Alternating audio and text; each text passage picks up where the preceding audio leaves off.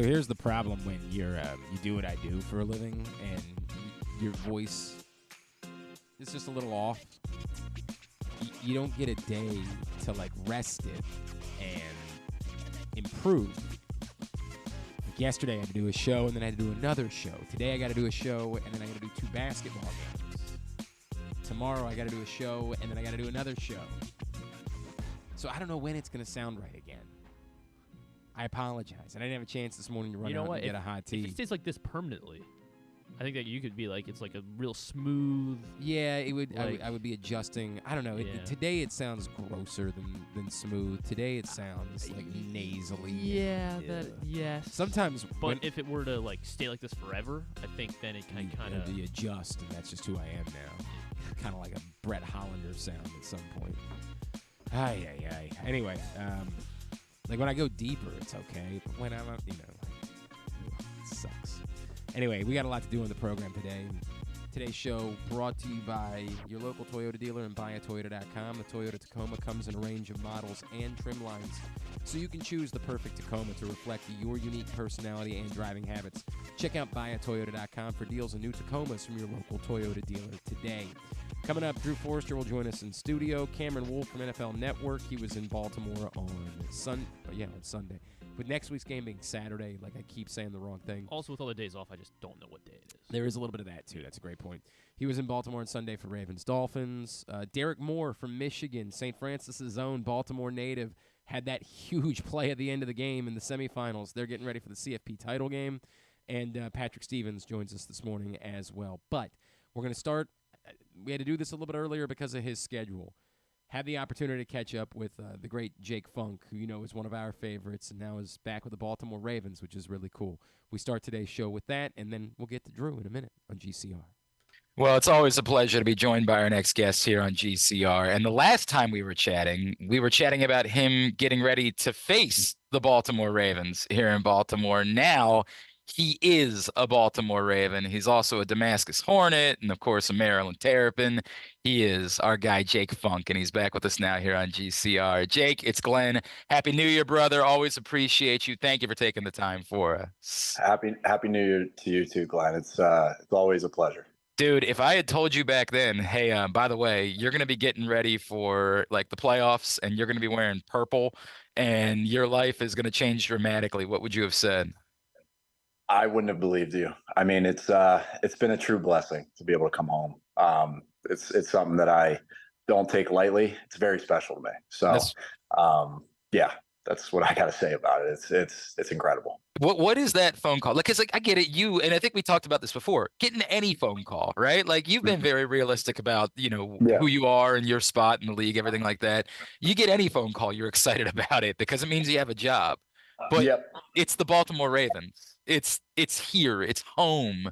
Like, can you describe what that moment is like when you get that phone call, when you get to tell everybody that? Yeah, I mean, it was awesome. I mean, I got invited to come work out for Baltimore. They held a running back workout when the Keaton Mitchell injury happened and they had to make some moves.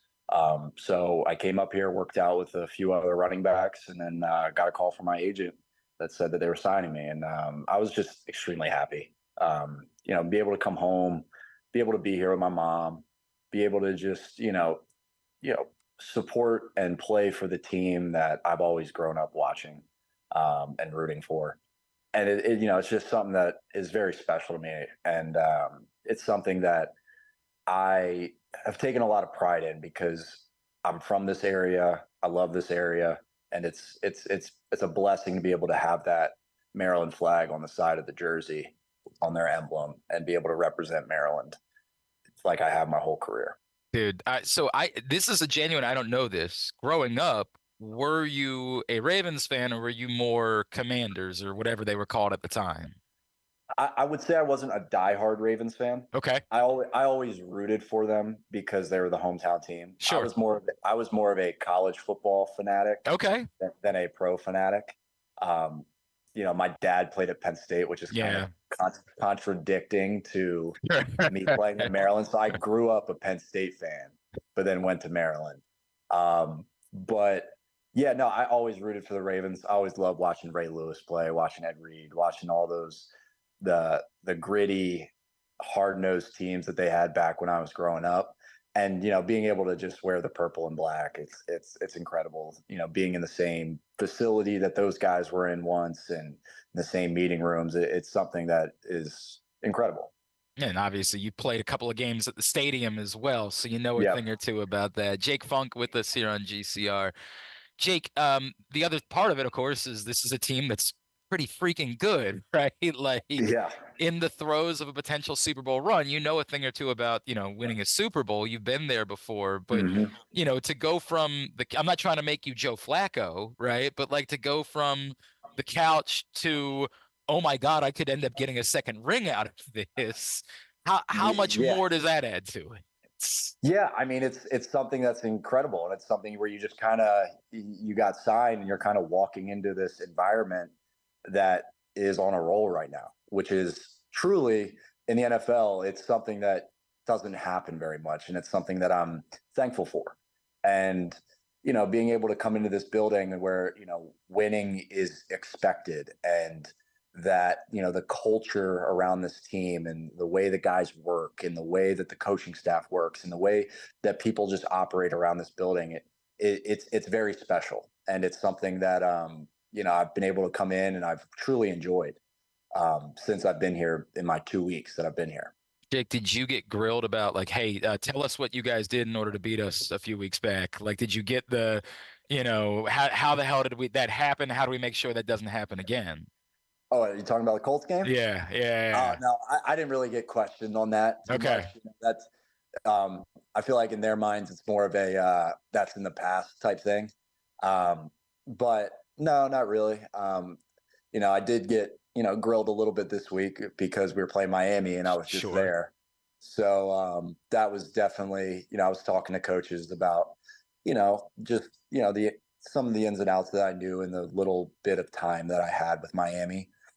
Just if I could give them any kind of help that could help the game plan in any certain way. Just go ahead and say it. Take credit for it. You're the reason why 56 points happened. No. But they obviously put together an incredible game plan, offensively and defensively. We were humming on all cylinders. So it was exciting to see. It was exciting for me to see as well because Miami had let me go, and I'm I'm here on the other. I'm there on the other side. So I mean, it was it was fun. It was a good experience all around. But yeah, I definitely got grilled this week because I was previously in Miami. Did you? You mentioned it's only 2 weeks, right? Like you probably still don't even know everybody's names yet, right? Like you're probably still introducing. And I don't want to make it seem like it's disparaging anybody else, but there's so much that's made about this organization and how they do their business and how things are different here. And guys that play for a long time in other places will come here and say, you see guys that didn't even play the bulk of their career here, but they want to retire as Ravens. They want to associate themselves. Do you start to get a feel at all, even in 2 weeks of, oh, I can understand why this place is it's special. It's a little bit different than other places. Yeah. I mean, you can totally see it. I mean, you come in day to day and it's really just how they operate, right? It's a no BS type organization where we're all in on football. We're all in every single day, and everything we do has intention to it. Whether that's the lifts, whether that's the practices, whether that's the meeting rooms, whether that's the training room, everything that everybody does in this organization has intention behind it on why we're doing this. And that is something that I've seen and something that I've appreciated being here, where it's like, okay, like these guys have a formula that they follow, and this formula has, produced a very successful organization year in and year out. All right, so I regret the last time we chatted, I didn't even talk about it. You got engaged. Congratulations. Yes, I did. Thank you very much. I think a lot of people are familiar with your fiance, a TV star. I don't know the background. I don't know the story. Like, is this a slide into the DMs situation? Was this a friend of a friend? How did it happen? Yeah, I mean, so when I was out in LA, I strained my hamstring, so I was on IR for a little bit. So I had a little extra time on my hands, and I slid in her DM. Wow. And we went out on a date, and one date turned into another date, and so on, and now we're engaged. Dude. So yeah, it was something that, like, I saw she was living in LA. I was playing for the Rams at that time. So it was, kind of one of those things where I just, shot my shot and didn't know if it'd go in or not. Ended up going in, and yeah. And, Bro. I am, super thankful she responded to me. And, I love the girl to death. She's an amazing person and somebody that I've really grown with over the last couple years. Dude, this is an iconic story. Like this is giving hope to like so many human beings. Now I get it.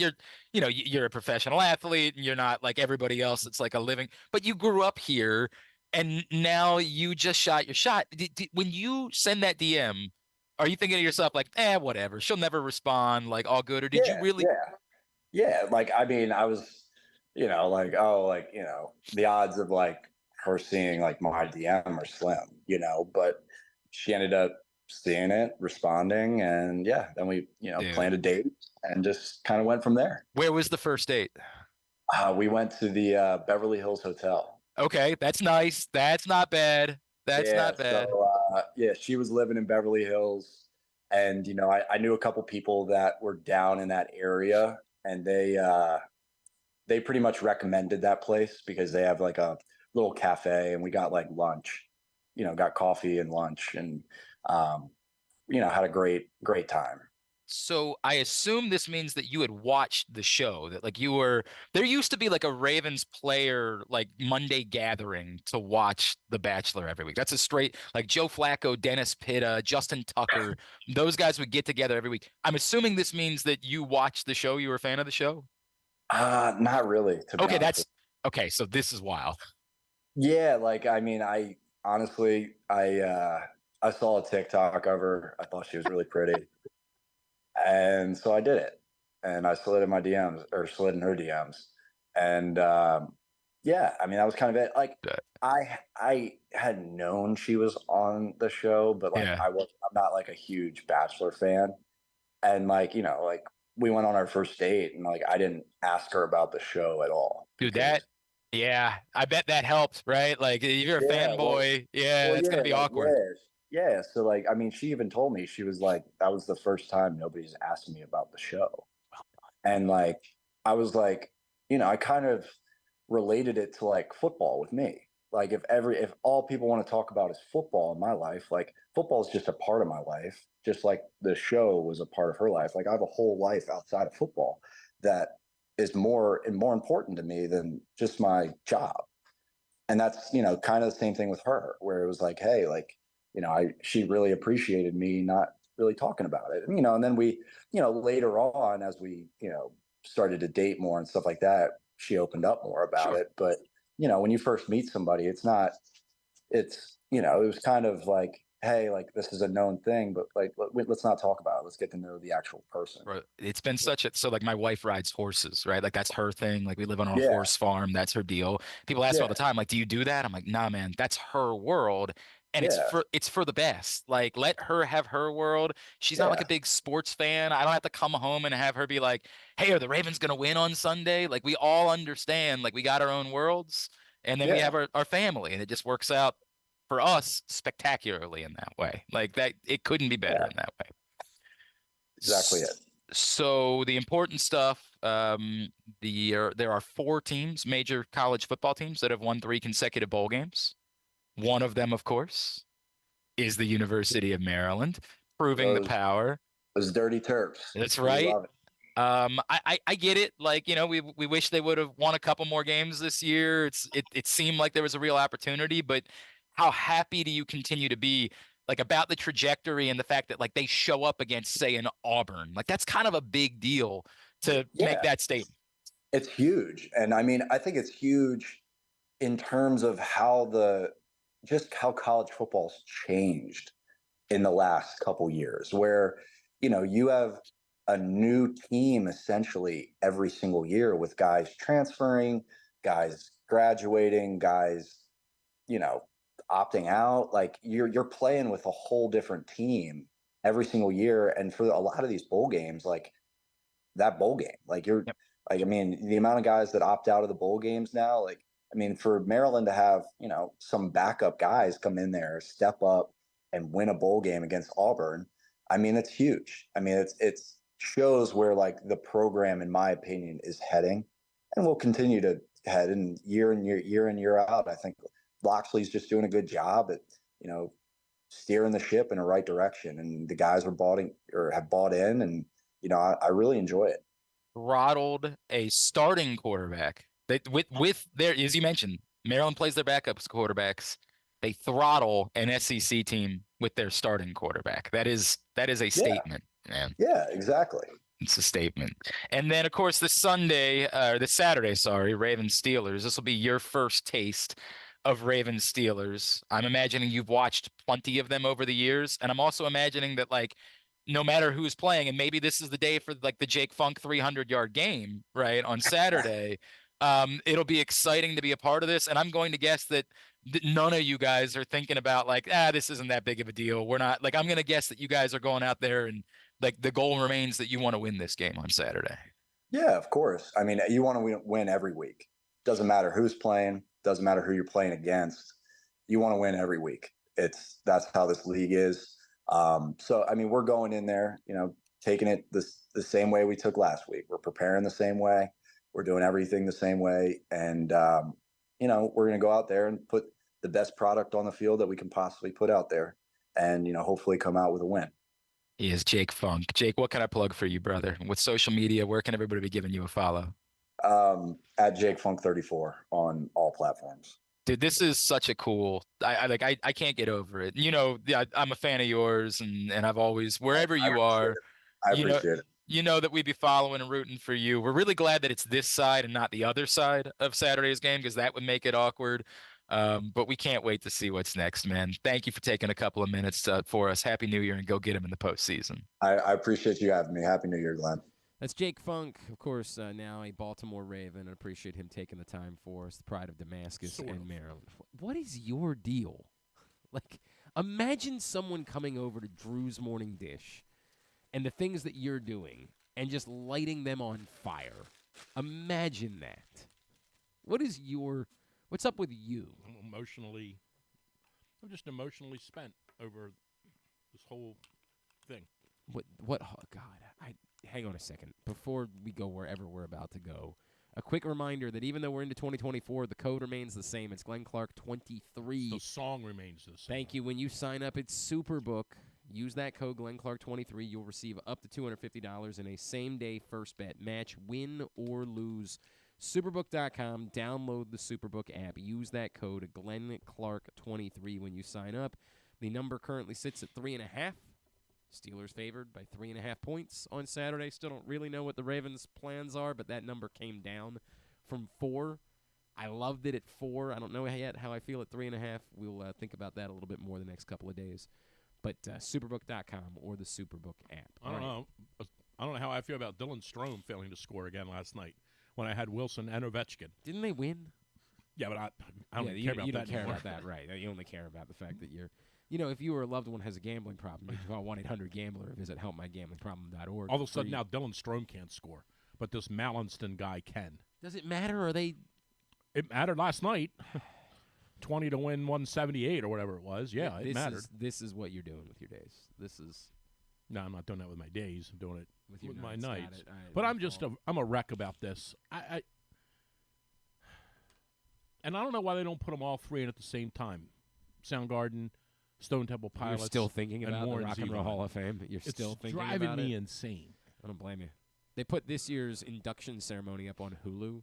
And I watched this year's induction ceremony. It was on Disney Plus live, and it'll never be better than when Rush went in, and Alex Lifeson went blah blah blah, blah blah blah, blah for 15 minutes. Somebody wouldn't show up for the induction ceremony and sent a letter that was about as scathing as you could ever possibly, and had someone read it as they were going in. I don't remember who that was. I wish I could remember who. But I remember the Alex Lifeson thing. It's not bad. Blah blah blah. It's not blah bad. blah. You're still blah, blah, you're still worked up. But I'm up. really this has got to be fixed. It's not good. We're not going to. It's got to be fixed. We're not going to disagree about that. I wrote about it today. Someone named Darlene. Who's Darlene? Is it Love? You're not going to disparage Darlene Love. She's terrible. No, she isn't. That's the dumbest thing you're going to say in How years. is she in and Soundgarden isn't? Darlene Love is a genius. You're fighting the wrong fight. Darlene Love is about as brilliant a vocalist as we've ever experienced. Name 2 songs. I actually can, but she's known mostly for her Christmas songs.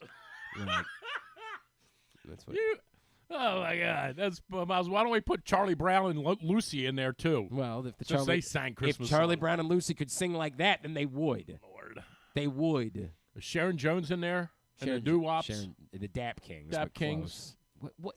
Who are you? I'm just so angry about this Soundgarden, Stone Temple Pilots, Warren Zevon thing. I just can't get over it. Okay. Anything else? Can I? I'm good. I'll see you next week. All right. Thank you. Appreciate you stopping by. How about your Terps though? Yeah, it's tough. Real tough. Man. By the way, Brian Powell tells me it was the Sex Pistols that they got inducted and they wouldn't go and they just wrote. God, Brian Powell knows everything. He does. He's on top of things for us. Is he not? He's not the Old Mill guy, is he? Yeah, he's. He went to Old Mill. Right? I don't think so. I think he's just Anne Arundel County centric. He is the very Anne Arundel County centric. That part is he went to Old Mill. true. He's way too smart for Old Mill. All right. If Brian Powell went to Old Mill, it's only because his aunt didn't live in the district where he could go to Glen Burnie. Did you prepare anything else, or can I get to what I prepared? Did you have anything else that you wanted? If you want to talk about whether or not Lamar should play or not, I'll dive into that. But it'll take about 8 seconds for me to say no and then move on. Correct. Yeah, I don't even know how you feel. If Lamar Jackson plays one down on Sunday, all right. John is insane. I said this, and I'm not gonna back off from it. Lamar, did you watch the whole game on Sunday, or at some point did you sort of start checking out? No. I watched it. The last 3 quarters were white noise. Did you I knew hear we were going to win. Charles Davis talking about their conversation with Lamar? Because he referenced Probably not. that, like, in their production meeting last week, Lamar brought up 2019 and said, admittedly, he thought that it did impact them. Like, that the fact that they didn't play at all, they didn't play any of the guys in the final week of the season, he said those things. Well, he's wrong. And so, you have no idea. He's wrong. There is no possible way that Lamar Jackson playing 2 series this Sunday in any way, shape, or form will impact him on January 21st. There's just no way. Come on. We're just saying things. No, we're not just saying things. You're just saying things. We're afraid to say these things because we hold these athletes and coaches in like this incredibly high regard, which I think frankly, if you said it a different way, athletically, I think if you said it that it shouldn't affect him, I would agree with that. It shouldn't affect him at all. It doesn't affect anybody. Come on. You're just saying things again.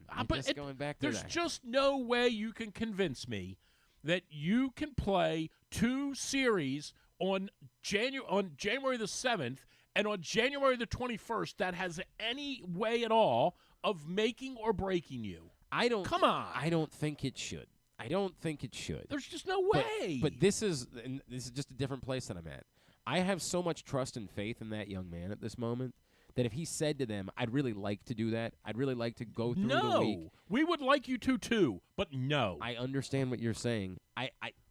You're not going to let him My daughter go likes out some there. kid at Loyola. I told her no. Oh? Sometimes you got to just say no. How's that going? Well, it ain't going well for him. No? Boy. He came knocking. I said, not with that hat on. What a monster. I said, there's an L on your head You feel good about yourself? I said, there's an L on your head for a reason. You're a loser. That's what you get.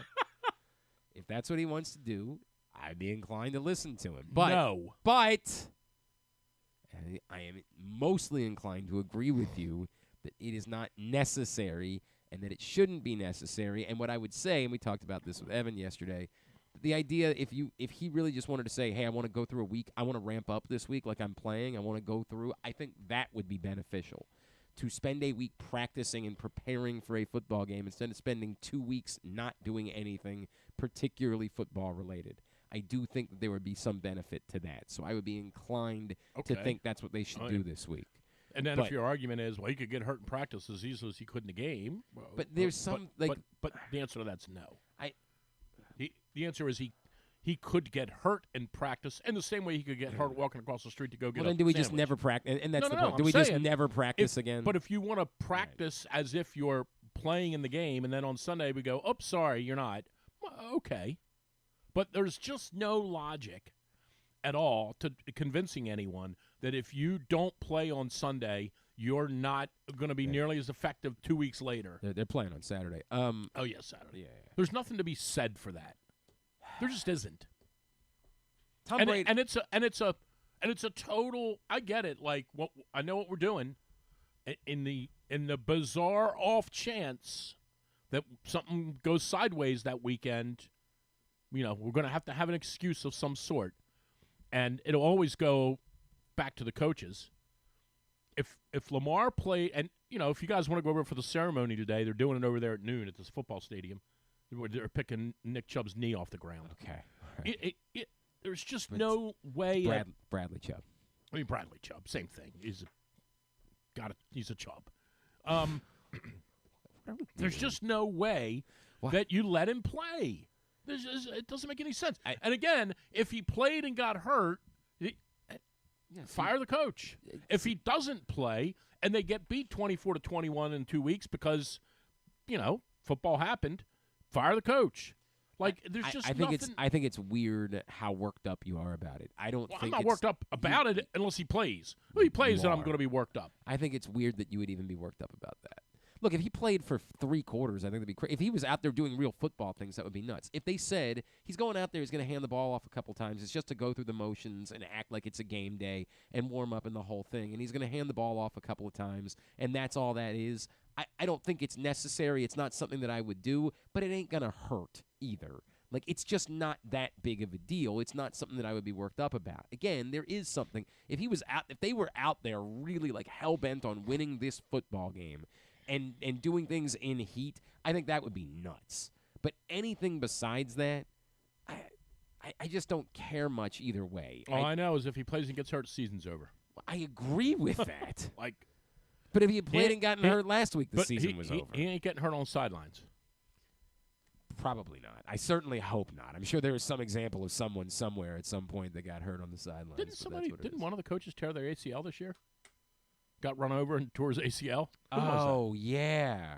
Who was that? Somebody got run over and blew his that knee name, out right? or something. I don't know. Oh, man. Anyway, whatever. I mean, if they play him, they're insane. Okay. No, that's not. Whatever. Again, you're talking about one of the 5 most valuable players in the entire league. One of the 5? Well, one of the. I mean, yeah, he's going to win the most valuable player. Okay, but I'm talking about. You're talking about one of the 5 most valuable players in the entire league. I'm not talking about an award. I'm talking about without this guy. ... We ain't doing jack. This is an interesting question. Who do you think? Not just who's going to win the MVP award, because that's over. That's done. That's locked up. Looks like it. It's done. You couldn't sell a ticket for anybody else for 1 penny. I mean, I would say don't be. Don't ever discount these creeps that vote for it. That's all I'm going to say. Okay. I mean, just be careful. That's fine. I wouldn't say it's over. If you're holding a ticket for anyone else to win MVP, well, McCaffrey could be the MVP. No, he can't. You can't. Okay. You're not getting anything for that ticket. No. It's not about gambling. Now listen to you now, Mr. Gambler. I'm just saying, don't discount these goofs that vote. Yeah. Go ahead. Anyway, separate it from the MVP award, because I am interested in you saying he's one of the top 5. Genuinely tell me, who do you think is more, or even at that level, of valuable to their team that Lamar is to the Baltimore Ravens? Well, for sure, Mahomes of Kansas City. If they have a scrub quarterback, they win 3 games. Mm-hmm. I mean, they may not win another. Well, I don't know. Okay, but in fairness, if any team had a scrub quarterback, they would win 3 okay, games. but you're saying that some teams have scrub quarterbacks and they have 7 wins. Kansas City without him is dead. Some teams have no quarterback and they've somehow patched together 7 wins. I don't know how they have. And I would say the same thing for the kid in Buffalo. Like, without him, they're done. All for his warts, and they all have a wart of some sort. All these quarterbacks have a wart. But for all the things that, the little blemishes of him, and he turns it over a lot, like, without that kid, they're finished. I would say, I think positionally Aaron Donald is the guy that without him. Yeah, I don't know. I think we've seen... and over time, right. But now, today, he may be in the November of his career, right? For sure. I don't know that you could ever argue that he was as valuable as those others, because I would agree with you about Mahomes and Allen. Well, I said positionally. Like, if you removed him away from their defense, they go from a good defense to a terrible But defense. ironically, a suspect even defense. they weren't always a But very they good weren't very good defense this even- year for sure. They were definitely not good this year.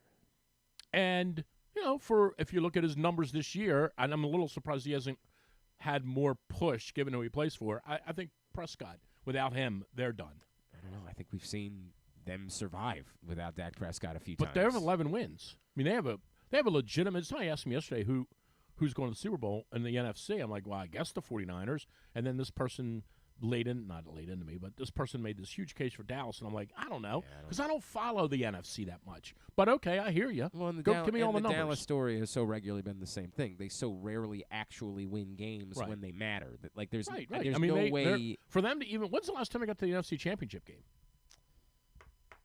that when they during the Super Bowl runs, they haven't been back to the NFC I don't think Championship so game either. since then. I don't think so either. No, the Barry Switzer year was the last time they made the NFC. I'll tell you the one Championship team I would say that I would be. This is now off topic, but I would say the one team to really be concerned about in the NFC is the Rams.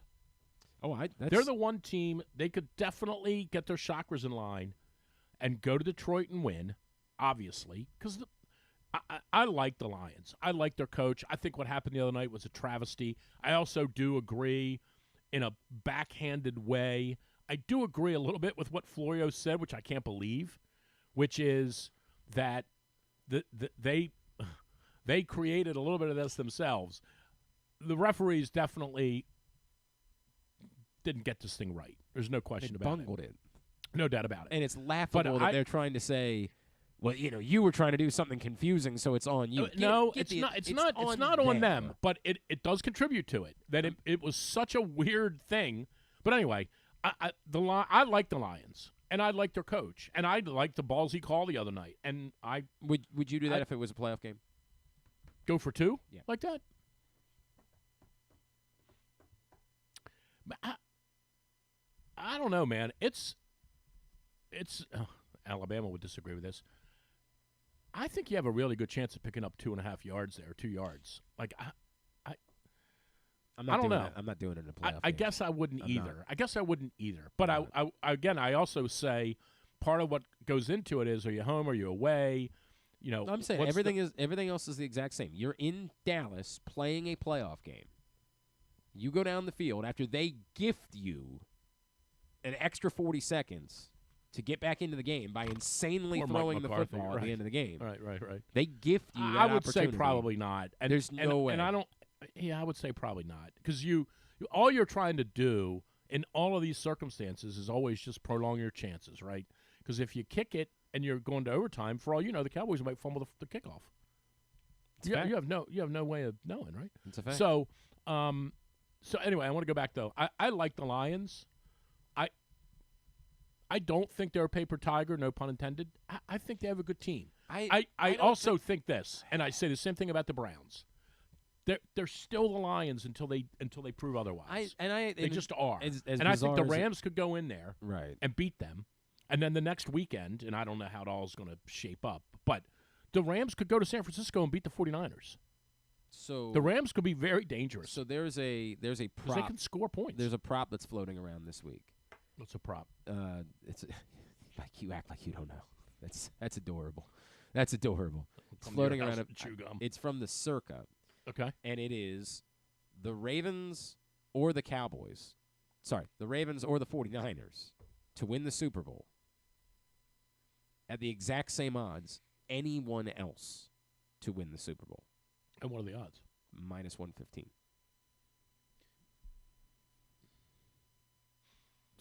So you're getting minus 115 no matter what? No matter what. The Ravens, So you bet the Ravens. So if the Ravens, it's a yes or no prop. So this Gotcha. this is from our. So Ravens, Niners, or the field. The Circa's doing this. It's the Ravens or the 49ers to win the Super Bowl at minus 115, yes or no. So you're essentially getting the field by picking no. So you get 12 teams. Yes, you get everybody else in the playoffs. All right, you get 12, but you only really get 6. Right, because you don't. Because really Jacksonville's not winning. Don't think so. Houston's not winning. Indianapolis isn't winning. Green Bay not winning. The NFC South team not winning. There's 6 teams that could win. By the way, I think you're right about Houston, but if you told me there's one goofy team that has some playoff run in them that we've just kind of forgotten about because C.J. Stroud was hurt for a couple of weeks and we forgot that they were trending in a direction that was pretty dynamic. That Houston, I don't think so. I don't think it's going to happen. Right. But I think Houston's a little bit better than those other teams that you're referencing. Okay. I'd put them at number one of all of the other bad teams. Sure. Well, I don't. Not bad, not but you know bad, what I mean. Right. If you said to me, gun to my head, take that bet, make that bet, I'd bet the 12. Just because. It seems like you're getting. Yeah, I mean, you got 12 teams, or the other way, you got 2. I did say this because. And by the way, it says to win the Super Bowl. So if the 49ers get ousted and then the Ravens go to the Super Bowl and get beat, you still lose. Correct. That's a fact. I mean, so. I understand where you're coming from a betting perspective. I think I'm telling you, man, I think the Rams are the one dangerous team. I can't believe you and I are agreeing about this. So this was sent to me. My friend Aaron Oster is the PR director at the Circa, and he sent me this, and I said back, boy, that's juicy. No other NFC teams really feel like they're even in play. Maybe the Rams. That's what I said back. And then I was on VSiN, which, of course, they do from the Circa. I was on there yesterday morning, and they brought this up to me as well. And I said, I got to be honest with you. You tell me I have to make this bet one way or the other. I'm betting the Ravens of the 49ers. Oh, you are? Okay. I am. I also think it shakes out this weekend is critical, too. I think Philly is still dangerous if they're home. I know they threw up all over themselves last week, but I think at home they're still dangerous. I think it's just gonna depend on how this shakes out in the NFC. I just don't follow it all that much. Like, here's the weird thing. I don't know that I can believe Green Philly's Bay and still Atlanta dangerous. could both be in the playoffs at 8 and 9. Both of them. They could, but it's extraordinarily unlikely. But they could both get in. But it requires the Carolina Panthers winning a game. Correct. And, counting on that is but nobody thought the Cardinals were going to Philly and winning. I understand that. The Carolina Panthers are a special kind of incompetence. But they're at home too, right? I understand that. Okay. That's not great. Their owner might be throwing things at everyone. That was kind of a joke yesterday too. What? The fine or the fine? I mean, this is what's wrong with our country. Oh boy, I can't. Whenever Drew starts a sentence this way, I can't wait to find out where we're going. Please, we're just throwing around. They did this to Kobe the one year when Kobe called the referee I don't even want to say it. We're on the internet, but I don't remember what they fined Kobe. And I want to say it was something like that. $250,000. This money that we do this with is insane. It's stupid. That's life-changing money to somebody. Just give it to someone. Just go in the phone book and pick a name out and say, go give this $300,000 to Glenn Clark. I'm confused about what you're. I'm all for that, but what are you angry? Are you angry? I just think that the amount of money this league fines people, it's asinine. Okay, but how? It's embarrassing. David Tepper is a billionaire. If you don't fine him $300,000, by the way, I don't even think he. It isn't even about that. That is part of the problem. The part of the problem is even about that even a $300,000 fine, he's like, yeah, I don't give a rat's ass. I don't care. I don't know. I mean, I don't know if he cares. I think he probably does. It's $300,000. I think he called Roger Goodell and said, "Are you insane? Fining me that kind of money?" Roger Goodell said, "Dude, are you insane?" Oh, please! He threw a cup of ice water on somebody. You're the owner of a football team. You can't. Have you seen them play? I understand. The bigger question is, why are you choosing to spend your time that way? Have you seen the Your Panthers? argument being that I'd be throwing water at people too. You deserve punishment if you've chosen to spend your money on the Carolina Panthers. I'll listen to any of that. But it's just stupid. But anyway, I don't back know to gambling. I'm still so confused about what part of it you're angry at. It's just too much money. Why? So what should they do? Instead of fining him, should they ban him?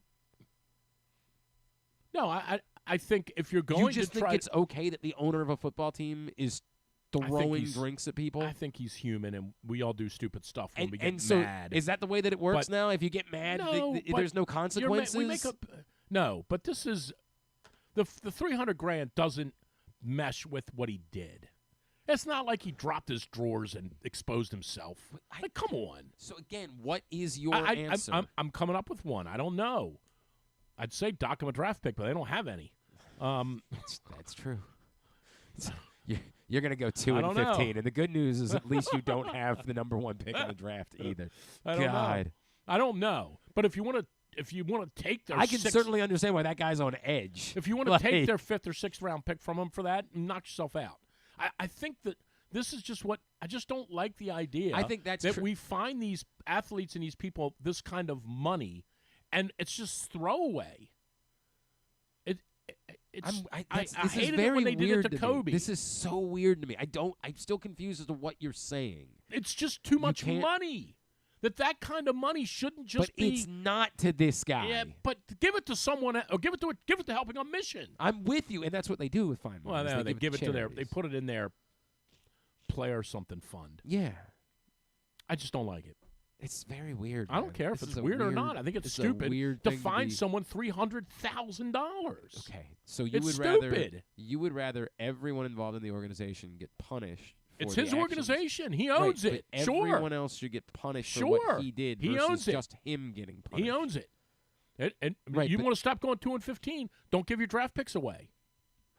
Maybe use your first overall pick on an actual football player. and Well, I'm not sorry, Bryce but Young. I just think it's stupid. It's very weird. Anyway, let's go back to Let's gambling. make it- Sure. So you're not betting. You're not taking the Ravens and the 49ers. I think I just think if I were gambling on it, So tell me right now, what's the Super I Bowl think prediction? I think it's going to be the Ravens and the Rams. And you don't think the Ravens would win that game? Nah. Okay. Yeah, I do. So then No, why wouldn't you I take the know, bet? because I want the other 12 teams. Right, but you're gonna lose that bet if the way it goes the way you think Well, it's gonna plus, you know how this works, right? I did this a couple weeks ago with the Caps. You take the other 12, and that way you're happy no go. matter what It's happens. the whole. It's you're hedging. You're emotionally hedging. Right, now. I do. You're emotionally hedging. All right. I want my team to win, but I'm gonna bet on the But other if team. they don't, I'm That way, good. one way or the other, I'm walking out of here. And Well, I'm there all is some truth to that for sure. What's going on with your Terps? What's going on with them? I don't know, man. Bad. Very bad. They can't hit a They shot. just don't. Yeah, I mean, here's what I would say. It's kind of tough to judge them, and I'm not saying we are, but it's tough to judge them on last night, right? In totality, I mean, because they just don't have anything to compete against that kid. They're going to they played him 10 times. They're losing all 10. well, except for when they beat him last year. Yeah, but this is different. They had they had some real players. What I are shouldn't you even talking say, about? I shouldn't even say that. They didn't. I think right. Well, they were better last year. This is That's the bizarre the thing. thing that you're struggling with is it really is the thing. That's And- the bizarre and nobody thing. really cares. Hakeem Hart couldn't have been that important. He wasn't. That Martinez kid. Yeah. Now I will say this: of the kids they lost, that's the one guy that I Because think he could make a shot. right, and I think he was a good team player. But this is This is terrible. this is embarrassing. Yeah. Dante Scott stinks. I don't know what has happened to him. Stinks. Like I hate saying He- that. yeah, I he hate being is. the guy that comes I after know. someone like it. That guy. Once upon a time, we looked at that guy and said he might be on his way to being an NBA player. He's Yeah, awful. it's weird. Awful. Now, I guess here's the it is way too early to say this, right? Because So go ahead and you say have- it anyway. No, but you have to give because you know I'm not a coach basher at all. It's way too early to say this. How much of this is on him as it not the X's and O's? Because again, last night they're not beating that team last night. I don't care if you got 6 guys on the court; they're still beating you by 4. How much of this though is on him as it relates to getting basketball players and in whatever way, shape, or form he puts the team together? I think the relevant complaint has been roster construction. Because here, listen to me. If they it was Penn State, right? Were they 1-2 in the conference? Yeah, that's the only game they won it in overtime. And they played against who beat them? Indiana beat them, yeah. right? So it's one thing if they're 3-0, even if they're 3-0 against the doormats of the conference, and although they're a doormat, but it's one thing if they're 3-0, and last night is one of those like we do with Maryland football every year when Penn State comes in and we go, this is the year, and then it's 54-10. Mm-hmm. It's one thing if last night it was 3-0 and the place is hopping and it's a yellow out and everybody's crazy, and then they get beat 64-50 or whatever it was. It's one thing if that happens. It's another thing entirely. They could have lost by 30 points last night. If they don't sit that kid out for 10 minutes out of the 40, they would have lost. They'd have lost by whatever Purdue wanted to beat them by. I think I would say let's not judge them on last night because I just think they were always going to lose that game. But other than that, everything else you've seen. That's the problem. Everything else you've seen, It wasn't there's an nothing to anomaly. there's nothing to be excited about. They can't hit a shot. Yeah, it's bizarre. They can't shoot. It's bizarre. They don't have the ability. I said this to somebody last night. we were talking about it during the game when they were losing by 20 at the half or whatever it was. I said, this is just like putting in golf. It's just like putting. It is. You're either a really good putter or you're not.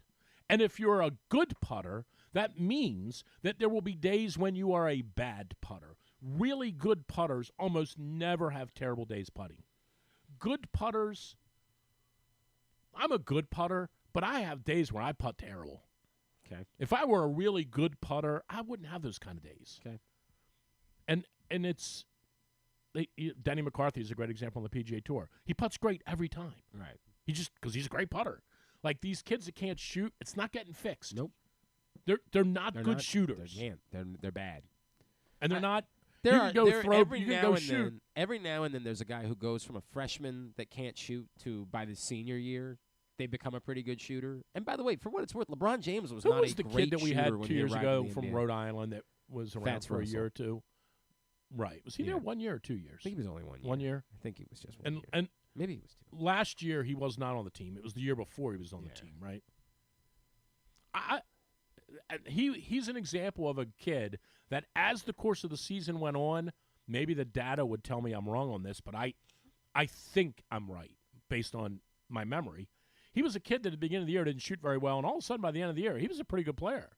And I don't know how that happened. I don't know what happened. I guess that would have been Turgeon's last year. That was the year Turgeon quit. Yeah, that's what I'm saying. Yeah. It was his last year, right? Maybe Danny Manning unlocked something in him. I don't remember.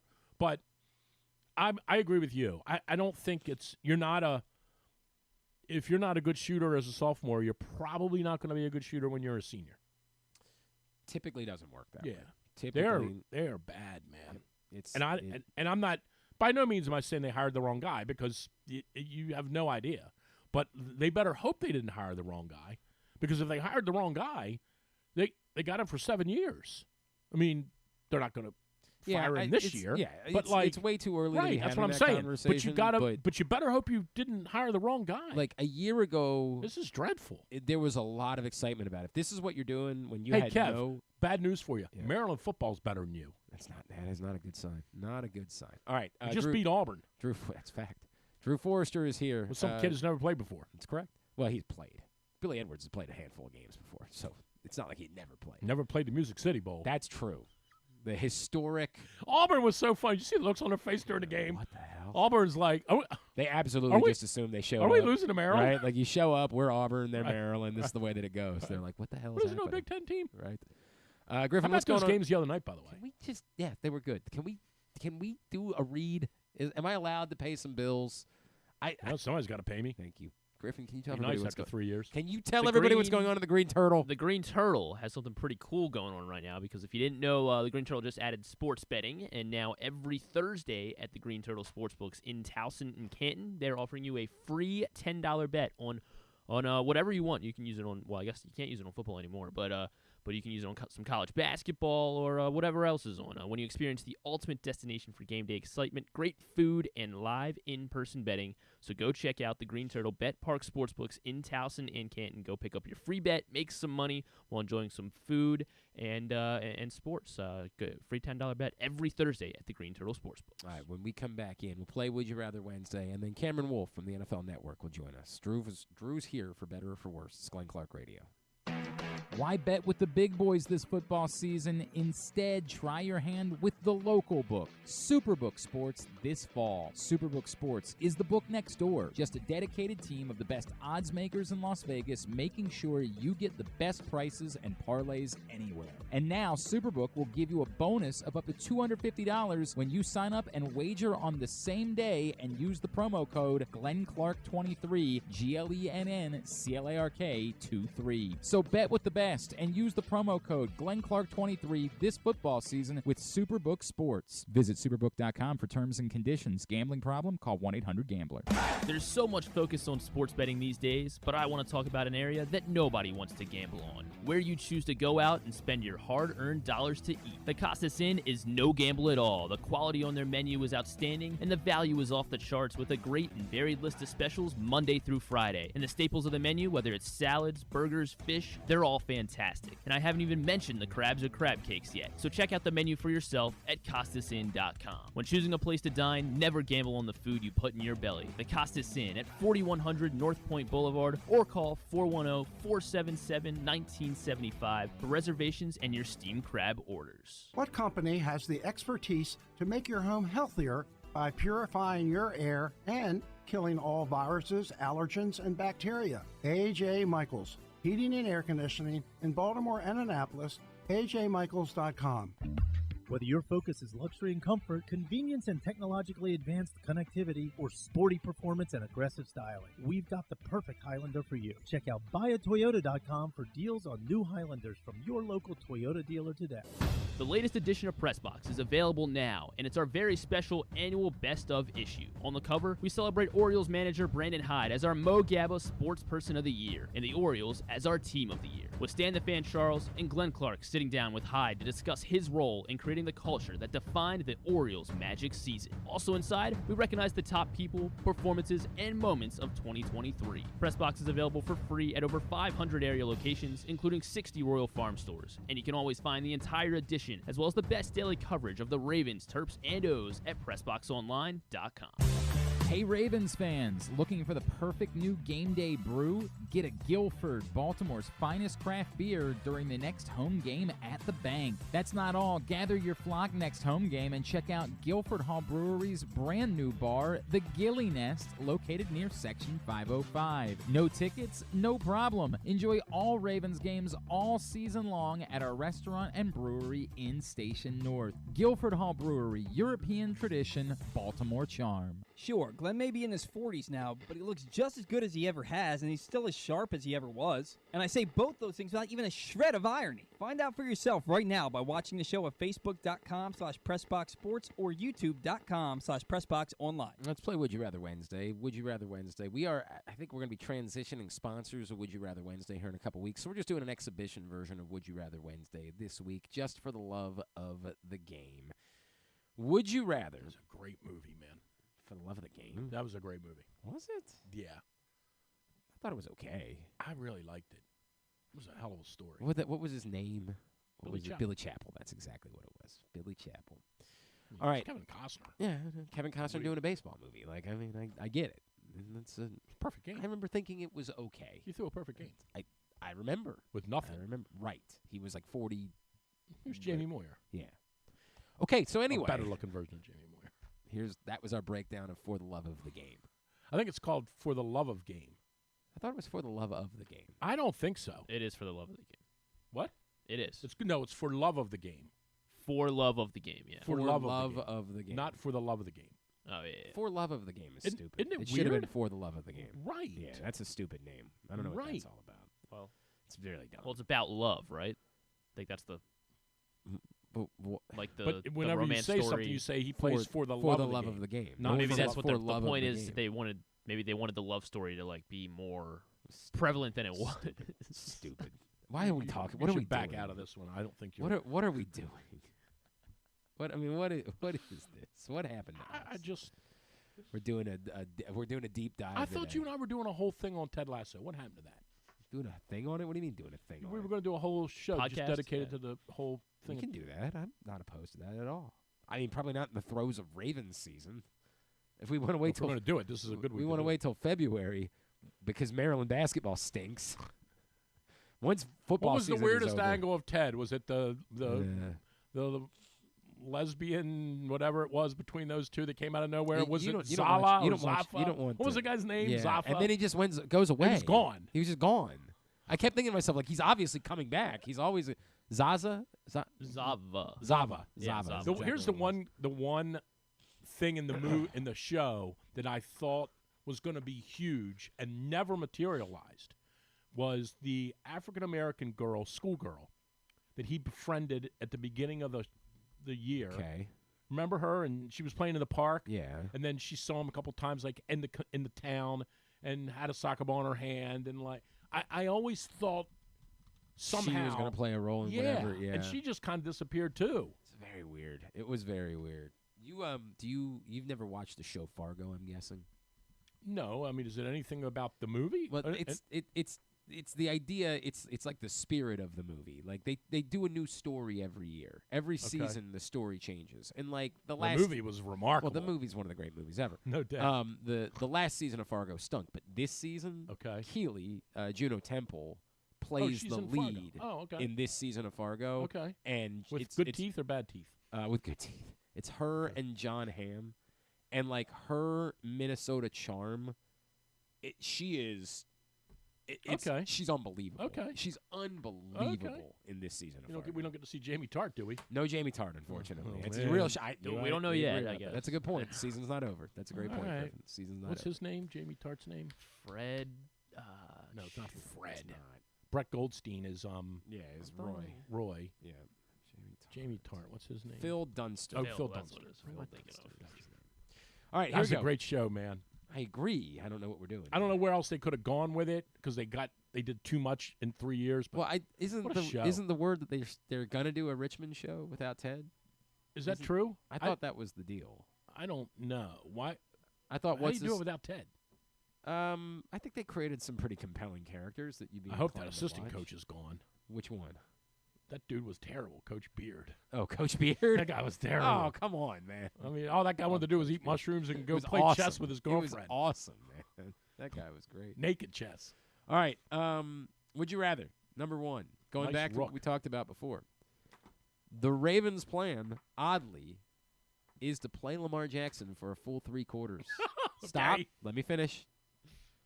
Or they don't play him at all, but I've seen the future, and with 4 minutes remaining in the first quarter of the divisional round, they're trailing the Bills 10-0.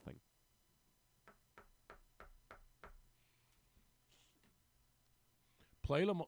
Give it to me again. Play Lamar for 3 quarters on Saturday. And whatever happens, happens. Whatever happens, happens. Or you don't play him at all, but I've just happened to look ahead. At the end of the first quarter, near the end of the first quarter of the divisional round, you're down 10-0 to the Bills. Well, I don't want him to play this week, so I'll take the Bills. I'm worried about the Bills, by the way. That would be the one team I would not want to see. I'll see any of these other teams. I mean, if Miami comes in here, we're going to blow them out. Same thing with the Browns. I do not want to see the Bills. That's the one team I would be. They just would remind me of the Chargers and the Titans too much. I just don't want to see them. And if they wear the regular helmet, right? There's that. There is always that. That's and a you great never know point. what those creeps are capable of doing. They could wear the regular helmet, and then we're dead. I'm in a weird place with this. Where I don't want the Bills. I just think the Ravens are significantly better than all of these teams. I agree with you. I really do. I don't think they're winning. I mean, losing. I do not think they're losing. If you said to me, handpick one team you don't want to play, Yeah, I get it. I would handpick the Bills. I just don't. Allen could do what Lamar does. He could beat you. And by the way, they don't have to score 30. He could run for a touchdown, throw for 2, and they could kick 3 field goals, and they could beat us 26-23. I get it. Do you want to go ahead, Griffin? I guess I'd rather see him play 3 quarters. I guess this week rather than. God, they're insane. And see what happens. I don't think it'd be a good omen. Hope Dr. Curl's got them to spot 10 opening points. in her. You're so he's played 16 games. He hasn't gotten hurt at all. I know. But you're convinced. So did Bradley Chubb. Played 16 without blowing his knee out. Played 15. Whatever. The only basketball games you're allowed to watch the rest of the season. No. Stop. Okay. Are when the, did you know, first place Minnesota Timberwolves play. Now, they're in first place. They're the best record in the NBA. The Minnesota Timberwolves I think are the that's best team in the NBA. It's not. The Minnesota Anthony Edwards. Timberwolves Are you sure? are the best team in the NBA. I don't think that's right. The only games you're allowed to watch I think are the the Pistons. Minnesota Timberwolves. Or, yeah, I don't think it's the only games you're allowed to watch the rest of the basketball season are when Caitlin Clark and Iowa play. Oh, I'm in. Did you see the shot you hit last Dude, it night? was the most ridiculous. It's just stupid. Like, it's just stupid. When I say what I'm about to say, please Don't say she didn't get it off in time. No. She did. That shot is infinitely easier when it's 73-73. Okay, then if you're down 73-71. Correct. Yeah, okay. I don't disagree with that, but still. I mean, now stop. But yeah, insane. You're trying to take something Dude, that away girl. from No, I'm not. That girl's insane, man. bonkers. I watch all the games anyway. That girl's bonkers. That girl, man. it's By the way, nuts how good she is. I was really planning like that we were going to go down to the Maryland-Iowa game. It's sold out. It's completely sold Oh, out. is it really? It's legit. It's I want to say the second Saturday of February. Oh, and by the way, it's on Fox, not on like FS1 it's on Fox. Yeah, that girl's good, man. Holy cow, she's good. Yeah, it's insane. There's Griffin, no shade around. Iowa. okay. And number 3. It's so sad though. It's the first place team in the NBA, and we're all just like, nah. I don't think it is. No, it is. They have the best record. You're in the looking at NBA. standings from a couple years ago. I'm not. They have the best record in the NBA. Yeah, And they didn't win the in-season thing. You're right. It's so abundantly The Lakers hilarious that they made the Lakers put up that banner. I love it. They're 500. They're terrible. They got $1 million. They're a 500 basketball team. I love it. And they forced them to put up that banner like they did something. I love that this gets you angry. This gets you. You and I both have equal banner aggravation. I get aggravated because Maryland has that Big Ten championship banner up. It drives me insane. Yes.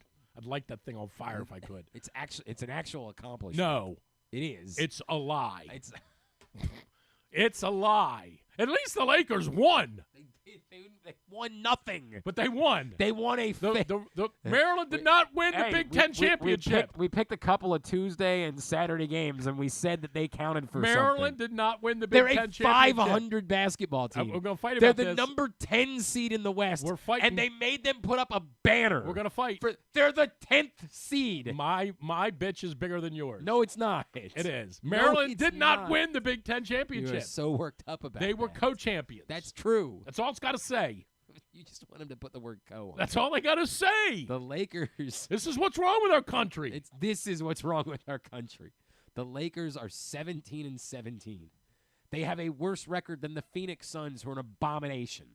But they got And Lebron. They do, and they made them put up a banner. They make them put it up. They No, won. apparently they made them do that. Like the apparently Lakers the said they didn't wanna Lakers said do they it? weren't going to do it, and the NBA was like, "Dude, we need to try to pretend like love this it. is a thing. I love so it. you have to put a I banner love up." it. I got a little misty-eyed Saturday night at the Caps game when I looked up and saw the Mystics. I mean, not the Mystics. The attendance The, championship yeah, banners, Caps banner. I was misty-eyed the other night. the championship, the Yeah, Stanley the Stanley Cup. Cup. That's weird. Well, Like it happened. I know. You just I get can't believe misty-eyed it. looking at banners. That's what you do. They have a 17-17 record. You know what's insane And a championship is how banner. here, now Saturday night might have been an anomaly down there I don't know where we're about because to I'm go. not. I don't go to D.C. except once or twice a year to go to a concert or a game there. That whole area has come under huge scrutiny, right? They released that incident report a couple weeks ago in D.C. about how much trouble there's been in Chinatown. It was bustling on Saturday with just everything was I don't know if it was just a magical night, holiday season. It was packed. It didn't feel at all like it was dirty or dangerous. And then when you go in this building, it's almost laughable how great that building is. And somehow the Caps and Wizards are both saying, yeah, it's not really good enough anymore, juxtaposed against what we have. Well, yeah, okay, there's that. But it's I an was gonna say, awesome building. Yeah, I don't know. It doesn't have a lot of charm to it. It's very. Oh, who cares? It doesn't have any charm. Of course, it doesn't have any charm. It's 25 years old. But it's bizarre to me that they're just abandoning it. And Well, I mean, they're being That's the end of given it. the opportunity to. This is the John I know. Angelos thing. They're being given the land to be I able to know. develop, and you get to put up your own hotels and your own. it's amazing. you know. We gotta get rich. Ted's broke. Yeah, it's tough. It's a tough life for him. You really feel for that guy. Broke. I don't know. Are they still going to be called the Washington Capitals and Washington Wizards? Presumably. What do you think? They're going to change the Virginia Capitals? I I don't think that even makes sense. well, they play in Virginia. I understand that, but the capital is Washington. So I don't know why the Virginia. Well, we do a team lot would of be called goofy the names. We have a Capitals. lot of goofy That names. part is true. Right. We call There's them. never been We a call them the Utah Jazz. there's never been a Bengal in Cincinnati. Okay, but that's it. What are we doing? There's no What- Bengals. what is Hey, this? Mom, what's this out in the backyard? I don't know, honey. Might be a Bengal. We call them the Los Angeles Lakers. I know. Los Angeles Lakers. Right. So why can't you call them the Virginia That's a great Capitals? point. That's a great point. You That's just made your. It's a great point. All right. go ahead. Everything's stupid. Nothing makes sense. So why have anything attempt to make sense? That's what's wrong with this country. That's what's wrong with this country. Actually, you know what? That might be a podcast that we start. oh. That oh. I might Oh. I might be Oh. with you. If you on want to that. do that, You know what's wrong with this country? are we allowed? I'll tell you what's wrong with this country. We claim that we have edible mascots, and we don't. Oh, that was So funny. No, it wasn't. It was stupid, and it was shameful, and it was embarrassing. They said they were going to have an edible mascot, and there was nothing about that mascot that was edible. Not a thing. And they just wanted us all to be along with the ruse. No, you don't get to promise an edible mascot and then give me a cake. It don't work that way. Well, that Still may be not what's wrong over with it. this country. That's what's wrong with this country. A football genie has offered you a deal. He'll guarantee you a Ravens Super Bowl appearance. Why is it if, he? If you, that's the genie that I know is a he. There might be female genies. I don't know, but the one that I know is a he. He'll give you a Ravens Super Bowl appearance if you consume a mayo mocktail. This is from our friend. By the way, do we need to call? Yeah. Okay. This came from the Duke's Mayo Bowl last week. A recipe for a mayo mocktail: 2 ounces of Duke's mayo, 9 ounces of eggnog, 3 ounces of simple syrup, a teaspoon of nutmeg, a teaspoon of cinnamon, and a cup of ice. A mayo mocktail every day between now and the Super Bowl, or you just take your chances. Oh, yeah, I'm not doing that every day. You're not doing that. No. And you just said the Ravens are going to go to the I Super would do Bowl that and every win the day Super if you Bowl told me the Flyers were going to go 0-82. Okay, for that, you're willing to. You've got some mayo thing, right? Like you're. I don't mind it. I just don't know that I could just mix it in with the rest of that Yeah, stuff. it sounds pretty awful. You're not wrong about that. It sounds pretty terrible. Continue to get me your responses at Glenn Clark Radio on Twitter. Give the Ravens their due and move on. Facebook.com/Glenn Clark Radio. Those are all the ways to get in for Would You Rather Wednesday. All right, into hour number 2 of the program. Of course, the Ravens pummeled the Dolphins at home on Sunday. A little bit surprising, not that they won, just the way that they did it. Joining I us think now, pummeled called and said that's an understatement. Yeah, joining us now. You come up with a word then, Chief. Obliterated. Okay. Is that worse than pummeled? I think so. Is it? Yeah, because We gotta obliterated. we got to figure out. Obliterated, you're like broken into pieces. Okay, all right. I'll listen. Pummeled, you're just bruised. Okay. Joining us now. They got their asses handed to them. He was in Baltimore for the game on Sunday. He is a reporter for the NFL Well, he'll Network. You think that he's practiced this? He's going to He's know. Cameron Wolfe, and he is back with us here on GCR. Cameron, is Glenn and Drew in Baltimore. It's great to catch up, man. Thank you so much for taking a couple of minutes for us this morning. Absolutely. Glenn, Drew, how you doing this morning, fellas? Everything is good here. Better than Mike McDaniel. Yeah, everything in Baltimore. What could we complain about at this point? Cameron, I know that you spend a lot of time covering the Dolphins too, and do we dismiss this as the anomaly of, hey, sometimes in one football game things happen, or do you think it was more of a declarative statement that, like, the Ravens are head and shoulders better than everybody else, which doesn't guarantee anything, obviously, but, like, declaratively they are just that much better than everybody else in the AFC going into the playoffs? Yeah, I don't view this as a one-off. I view this as a very big, bold statement that we are the team to beat, not only in the AFC, but probably the league. To me, I think they got to go into the Super Bowl or to the playoffs as the favorites, the Ravens. Just the style of play and what they did in December, beating 4 likely playoff teams in a row, and the way they beat San Fran and then beating Miami, I think it's hard to view it as anything else. The Ravens would have destroyed any team that was on the field Sunday night, and the Dolphins just happened to be the unlucky team that got the brunt of it. And so I think the Ravens are a different team than we've seen in the last 4 or 5 years from them, and I think they're just getting started. I think that's one of the things that we've been talking about this week, Cameron, is that, like, the comparison a lot of people are making around here is, hey, we saw this in 2019, and the Ravens were rolling through everyone, and they got to the playoffs and they hit a thud.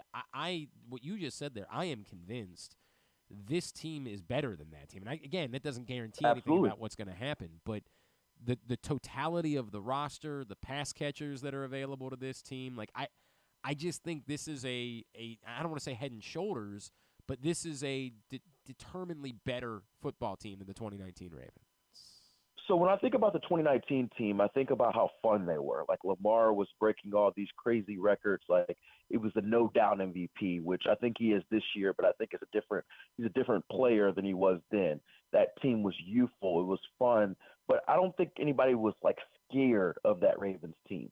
This Ravens team is scary. Like the way they look on defense, the way they look, even when they lose pieces, like you don't really think about it, but they were down Kyle Hamilton, they were down Marlon Humphrey, they were down Brandon Stevens for much of that game, and they were still slowing down Tua and Tyreek and and out physicaling them in a way that you don't usually see. They didn't have Mark Andrews for the last month of the season, and you really couldn't tell guys like Isaiah Likely stepping up on that side of the field. So the depth of this team, the mentality of this team, I think is just a completely different level that I just don't see anybody coming into Baltimore and doing what Tennessee did to them 4 or 5 years ago. It's just a different team than that bunch. So it doesn't guarantee them a Super Bowl, but I do think Lamar is also a more mature quarterback, just how he handles things.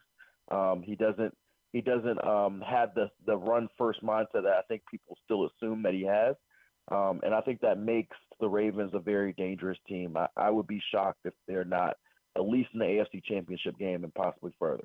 One of the things interesting, too, you get to this point in the season and health is like probably the most important thing, right? Like who's the healthiest or who's getting players back that could help them in January. And the Ravens got nicked up a little bit Sunday, and a couple of their guys are struggling, but that's why they're going to take 2 or 3 weeks off, and they'll be fine in a January 2021 weekend. The Dolphins, on the other hand, they got to be concerned about this Sunday, right? I mean, they have no ramp-up time to come back, and they are beaten up, and obviously losing Chubb hurts them. But how much of an impact are these injuries on them coming into Sunday's game with Buffalo? It's huge, right? Because a loss itself is demoralizing. Like a couple of Dolphins guys talked about it, and they compared it to getting the belt, after getting in trouble in school, and essentially getting it that way on them. But the reality is, like, you got to move forward from that embarrassment, that kind of beat down, and then you go into a situation where you don't have Bradley Chubb, who tore his ACL down when the Dolphins were down 30 with 3 minutes left. He shouldn't have been out on the field, and he's your best pass rusher. And so now you go into this Buffalo game without your best pass rusher. You already lost Jalen Phillips, your other best pass rusher, a month ago, and you're playing Josh Allen and the Bills, the team who have really been the kings of that division. They're also going to be without Xavier Howard, who has a foot injury, their top corner, who they lost early in the Baltimore game. And we saw how Lamar Jackson, treated Eli Apple like he was Swiss cheese anytime that he was on that side of the field. And so what are they going to do with Stephon Diggs at this point as well? And so I think they're rightfully home underdogs in this game against Buffalo because of what we saw against Baltimore, but also these injuries that seem to be piling up. No Jalen Waddle likely again this week for them too. And so, at some point you run out of bullets, and Buffalo's trending the right direction.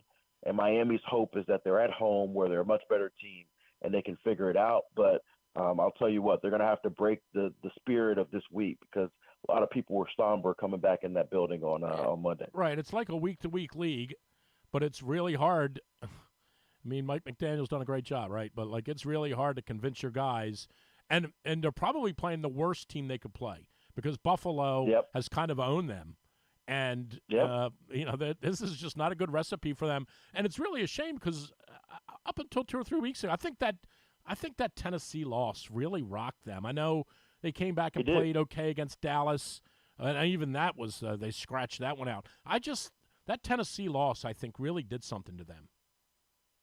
So what's crazy about the Tennessee loss is if they won that game, this game would not have mattered to them. They would have already clinched the AFC East, and they would essentially been playing for seeding, so to speak. And that loss, that collapse, was their only home loss all year. So it sort of made them vulnerable in a place they thought they were invincible. And maybe that showed some cracks of what this team could be defensively because over the second half of the season, they were excellent on defense other than those 2 minutes against Tennessee at the end. And then after that, you saw some things that obviously the Ravens exploited. And now we're looking at this defense that just gave up 56 points and saying, how do they have any chance of slowing down, Josh Allen and Stephon Diggs? And the result of this is huge because if they lose this game, they play at Kansas City and Arrowhead versus hosting a game and possibly 2 games in the playoffs. And I know people are down on the Chiefs and Patrick Mahomes, but I just don't see many people going into Arrowhead, even with this version of the Chiefs, and feeling great about coming out with the win. Cameron Wolfe, NFL Network, with us here on GCR.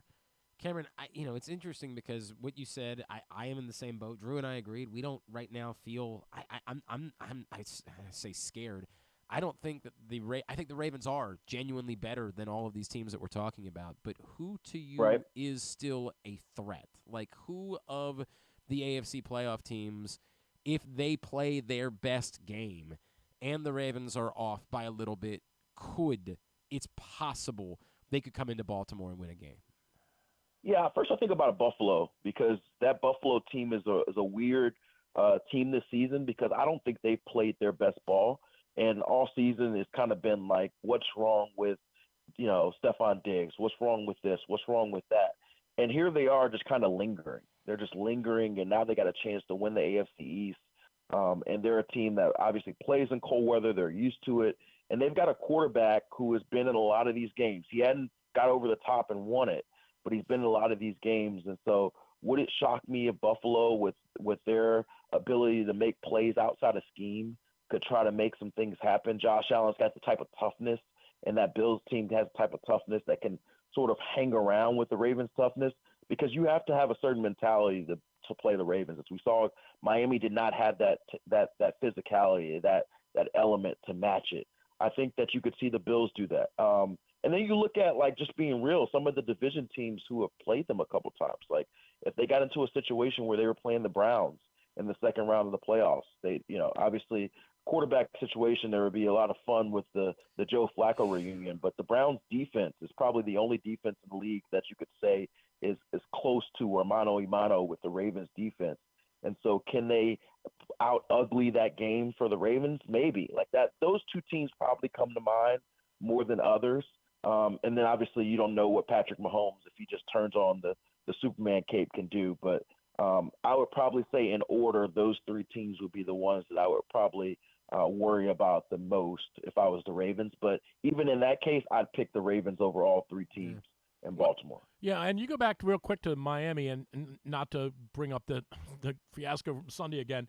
The things I'm not going to say they would have been totally different if Waddle's healthy and Mostert plays, and even if Tyreek catches that pass. If felt to me like the game kind of started to get out of hand when he dropped that ball in the end zone, and they were going to march right back down the field and score again. And I think they would have been strutting a little bit, and then he drops the ball, and then they only get a field goal, and then it all unraveled.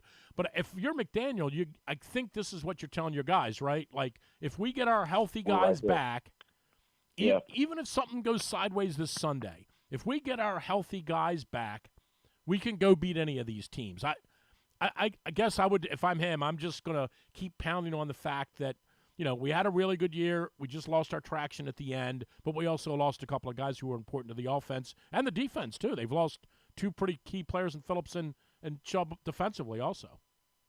Yeah, I wouldn't bury the Dolphins yet. I would say the biggest thing I've seen about the Dolphins this year that they haven't answered yet, and I think it's going to be the question that defines their season if they end up losing early, is they have not shown an ability to beat these good teams on the road in particular. Right. They got the win at Dallas against home, but if they lose this game against Buffalo, I think I just find it hard-pressed to see them go on the road and win multiple games against teams that are, quote-unquote, better than them as far as record or stature. That's just hard for me to see. Now, if they found a way to win on Sunday against Buffalo, get the 2 seed and get a couple home games, it wouldn't shock me if they rattled a couple wins off and got into the AFC Championship game, and maybe we have a rematch. I think they're built well enough at home. One thing that's interesting about this Dolphins team, you notice all the motion they run with Tyreek Hill, and obviously it helps when Jalen Waddle's on the field. They're a lot better operationally at home. They don't have to go silent count. They don't have to deal with the noise. And so, they've been very clear that they've had issues, and it was a case again in Baltimore on Sunday, issues communicating on the road, and has had to sort of dumb down their offense a little bit. And so that becomes a big issue when you get into the playoffs. Teams are more intense.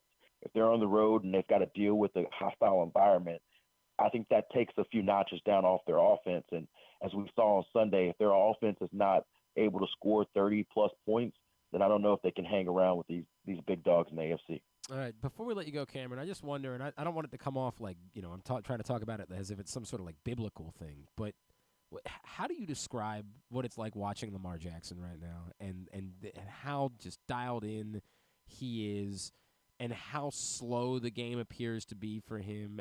How do you put into words what it is to watch this young man play at this moment? So I had an interview with Zay Flowers after the game, and we kind of joked about the term Lamarvelous, right? It's something they've kind of used in passing as a joke in the locker room between the players of what they describe him as. And it's really what I kept thinking about in that game, because he's my favorite player to watch in the entire league.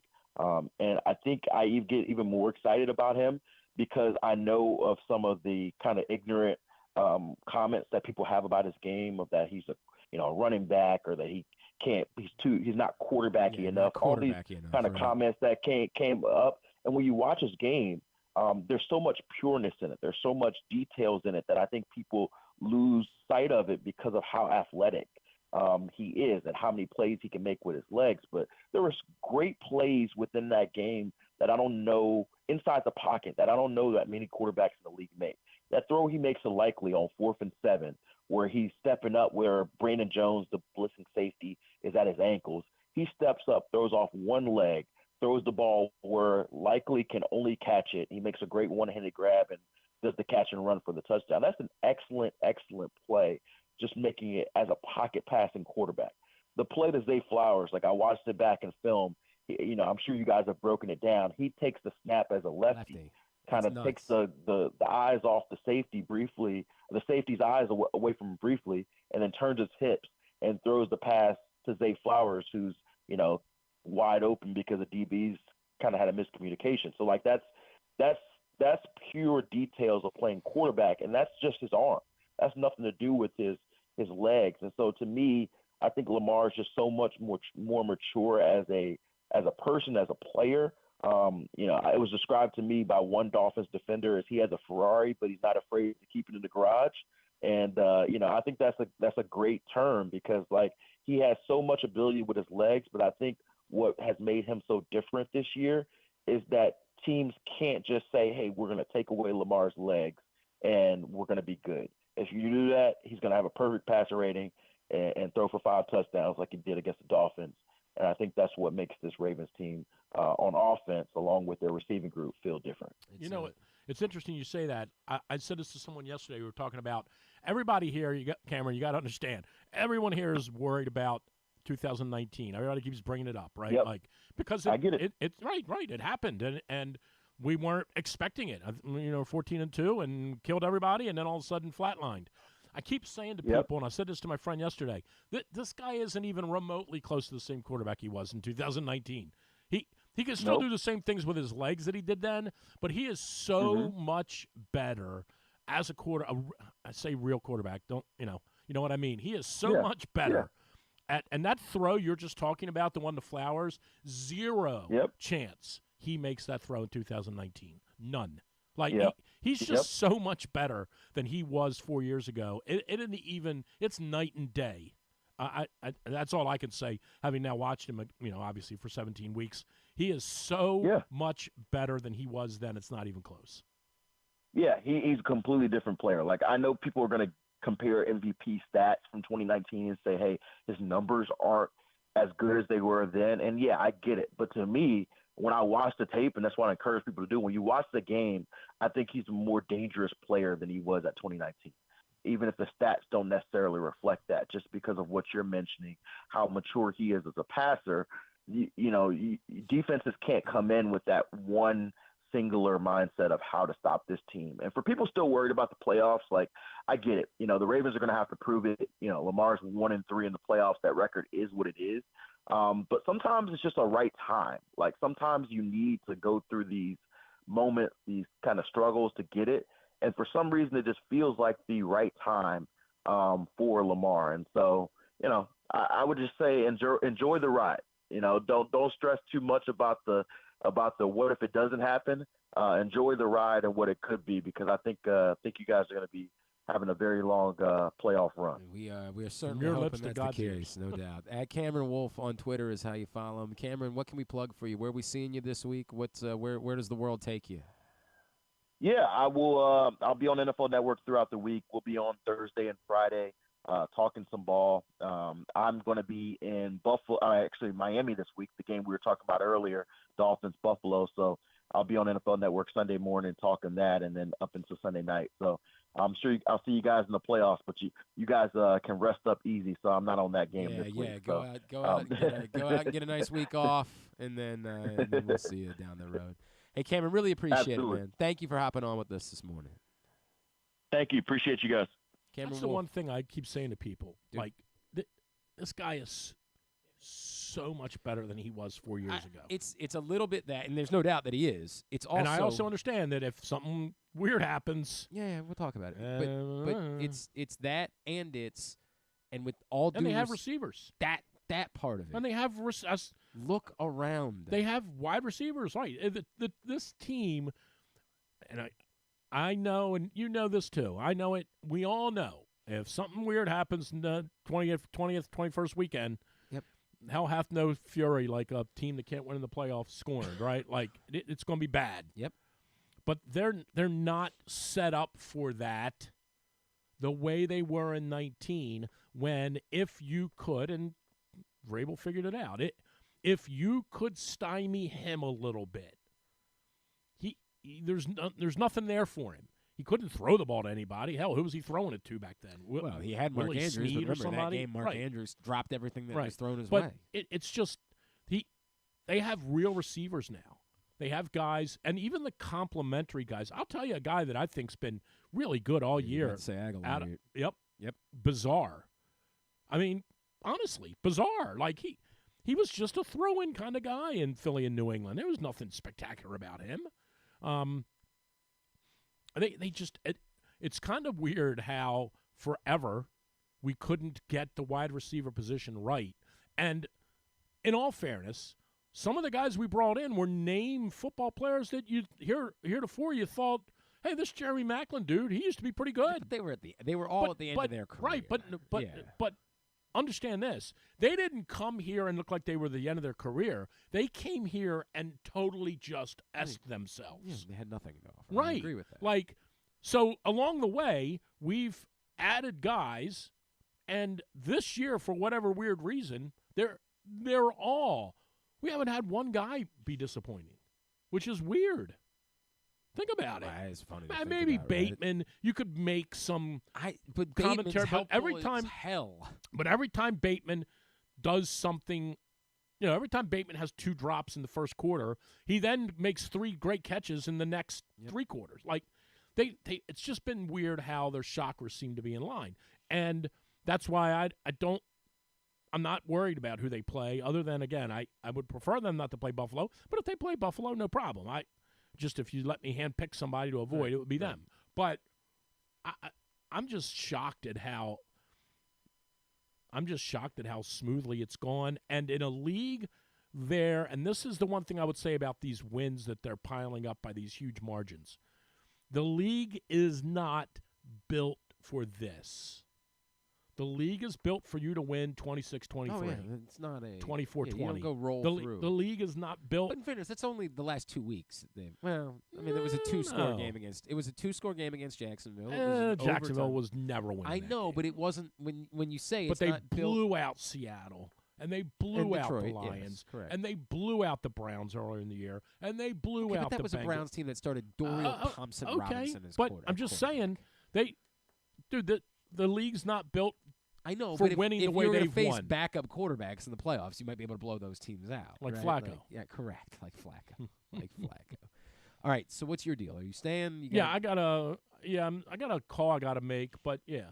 Okay, well, we have like real show that we still have to do the rest of the way. Like we have guests. I understand. Okay. I got to duck out and take a phone call, but I'll be around. Who we got next? Well, Derrick Moore is coming up next from You don't Michigan. know him. Yeah, you probably should. Okay.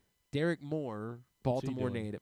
Well, he only made the play at the end of the game on 4th down to beat Alabama on. Well, Alabama made that play. Thank you. Great point. That's all. All the quarterback's got to do is go to the left and the game's over. Well, game's not over. Remember when I said, hey, let's maybe see if Drew doesn't want to come in this week? If maybe like this week. Do you think he the just snap wanted to... is what fouled him up? I think the snap really made it. I think he panicked. As soon as he picked it up, he's like, I'm in trouble. And he wasn't in trouble. Yeah, that's the bizarre thing. I agree. There was a hole. 100% there was a hole. The play should have worked. That's so hard. How do you root for one of those 2 guys to win? But between Saban and Jim Harbaugh? Yeah. It's hard, man. Yeah, I'm not.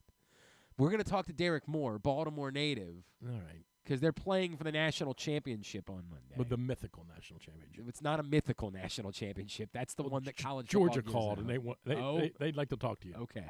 Well, that's on them. They How lost about that game? They lost to Alabama. How about that It game? was awful. All right, we got to take a break.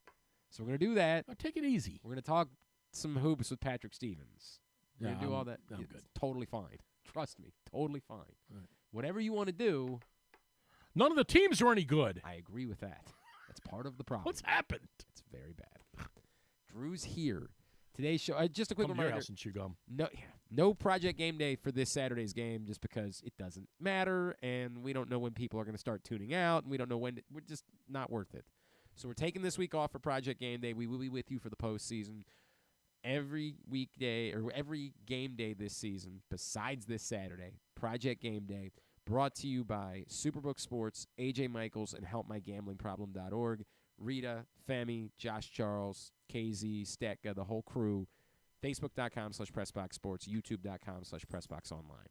Derrick Moore from Michigan joins us next. Baltimore native. It's Glenn Clark Radio. Hey Ravens fans, looking for the perfect new game day brew? Get a Guilford, Baltimore's finest craft beer during the next home game at the bank. That's not all. Gather your flock next home game and check out Guilford Hall Brewery's brand new bar, the Gilly Nest, located near Section 505. No tickets? No problem. Enjoy all Ravens games all season long at our restaurant and brewery in Station North. Guilford Hall Brewery, European tradition, Baltimore charm.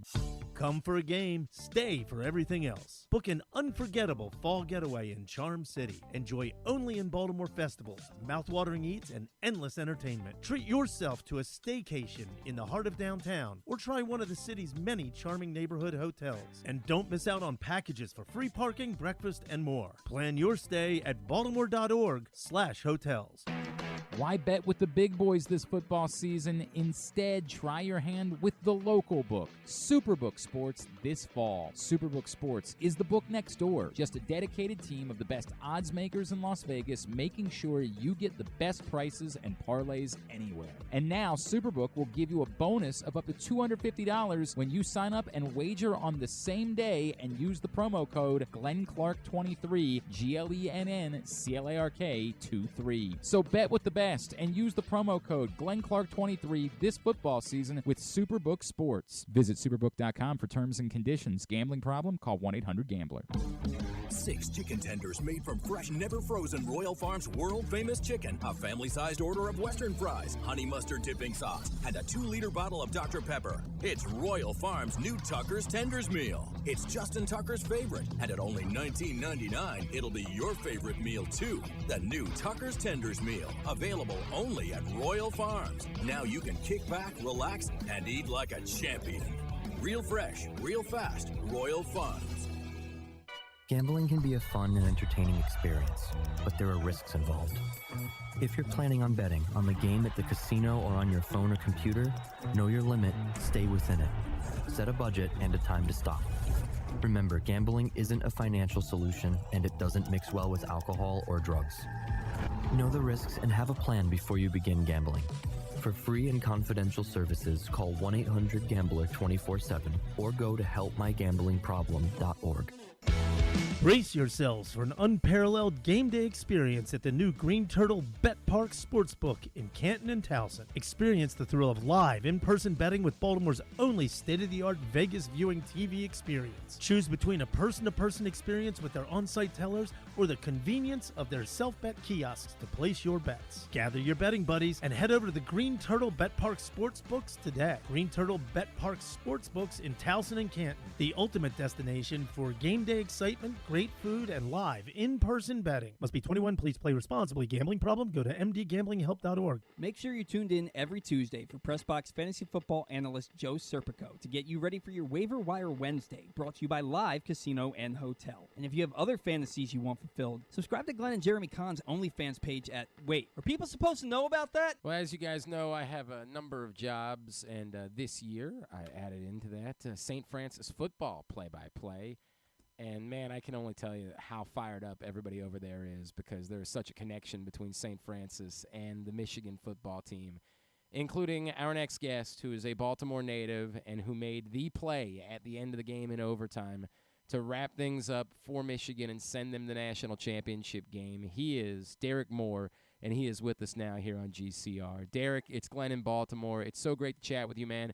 Thank you for taking the time for us, and congratulations, dude.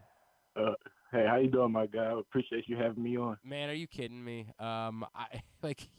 You're a kid that's growing up with a dream. Like, what is it like to be the guy that makes the play to deliver your team to a national championship game? It's a funny thing. I didn't even really know I made the play.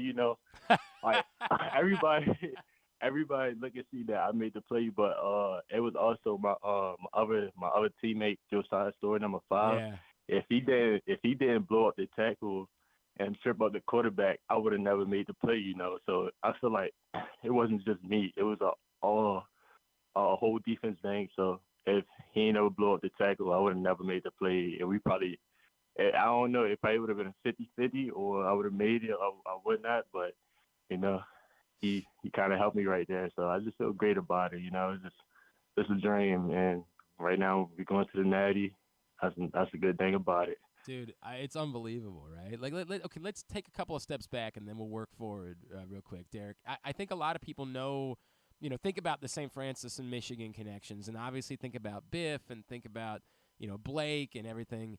But it wasn't always certain that that's where you were going to go. Can you tell everybody about your path and why you ended up at Michigan? So for everybody who kind of just want to know the story, before I came to Michigan, I was committed to Oklahoma. That's when Lincoln Riley was there. I had a great connection with all of the coaches there. I just felt it felt like at home. Oklahoma felt like a great place. I felt welcome. Felt like I had a great support system around me while I was there. But then when Lincoln Riley left, he made the business decision. I couldn't, do anything about it, so I had to decommit. They wanted me to come to USC. To me, honestly, I don't like the West Coast. Okay. It was just too far. It's just too far from me, and plus, I'm an East Coast guy. Family on the East Coast, born and raised, and I'm just like, I can't just leave my family and just be on the West Coast with no support or nobody over there to, to help or anything. And once I decommitted, my former Michigan player, Nikhil Green, he played linebacker here. He called me. He was like, "Yo, bro, I heard you decommitted. You gotta come up here." I was like, "Shit, I'm with it." I'm with it. So don't call my phone. An hour later, I promise you, like an hour later, Coach Biff called my phone. He was like, "Hey, Derrick, what's going on? I heard you decommitted from Oklahoma." Before I even could continue my conversation, I said yes, and he said, "You know what? You coming up here this weekend? I was trying all my best to get you up here." And he said, "Once you get up here, you're gonna love it. You're gonna commit right on the spot." And I'm like, "If you say so, Coach, I hear you." But I'm like, I ain't making no promises or whatever. And I came up here, and when I came up here, I just felt welcome. I felt comfortable. Same feeling that I had for Oklahoma, I had here from Michigan. I'm here with former players. I'm here with my old head coach.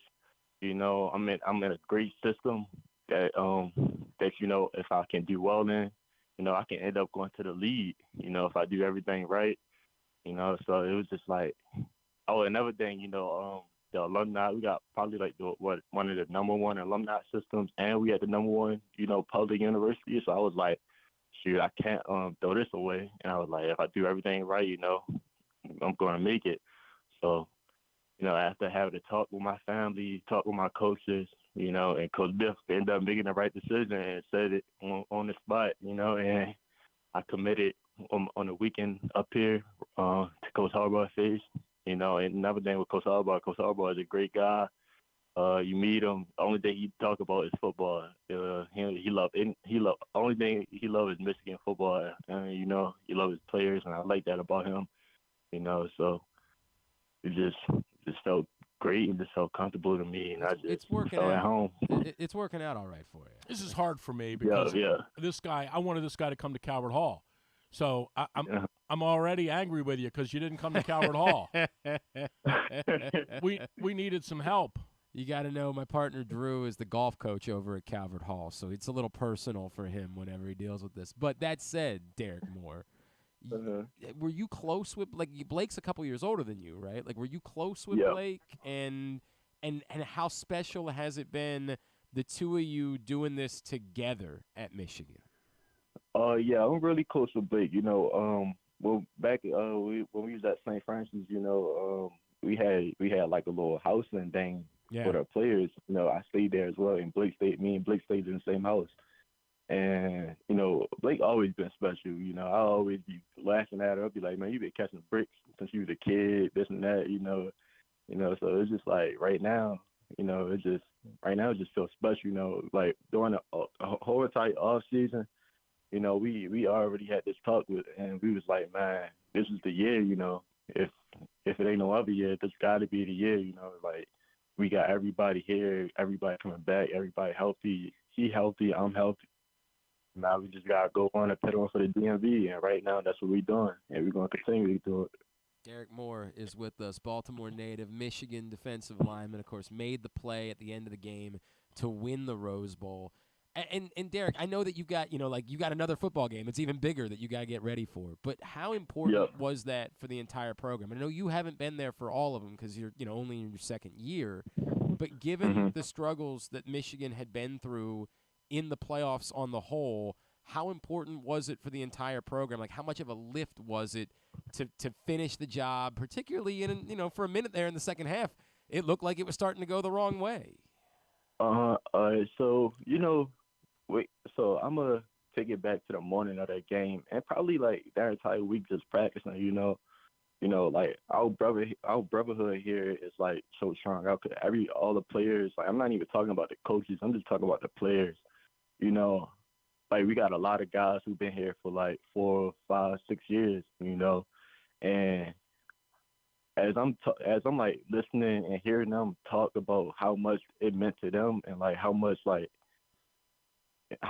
everything was meant to them, and like how much they cared about it, and how they talk about how like they may not never get this opportunity again, that just made me want to go harder for my brothers, because I'm like, like they never gonna get this opportunity again. So I'm like, all right, I'm gonna just leave it all on the field for these guys.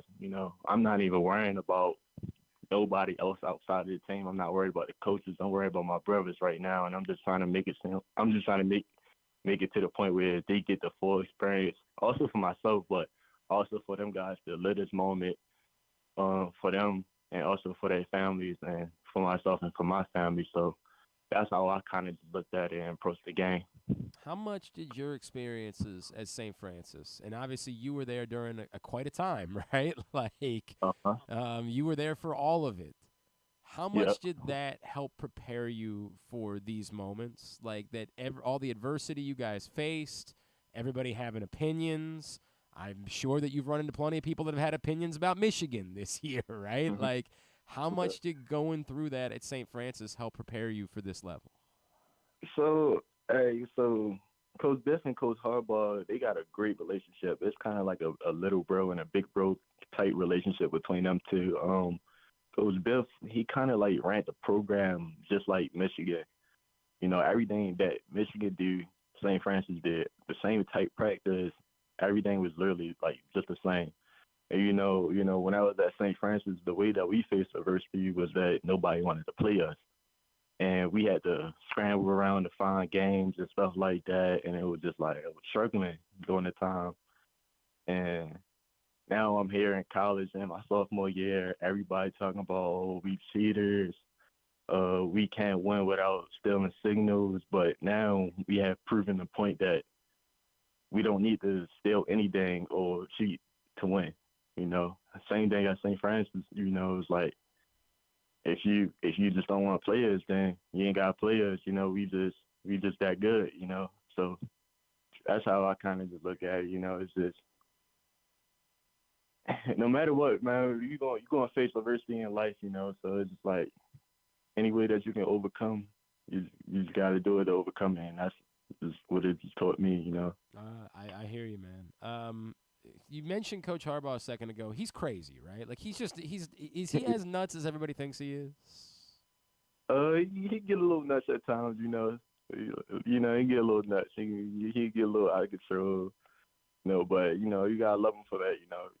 That just show you how much love he got for the game. Oh man, it's insane, and like Yeah. I can't even imagine being around that dude every day. He wants to win. What's it gonna take? Right? Yeah. That's it. He just want to win. That's it.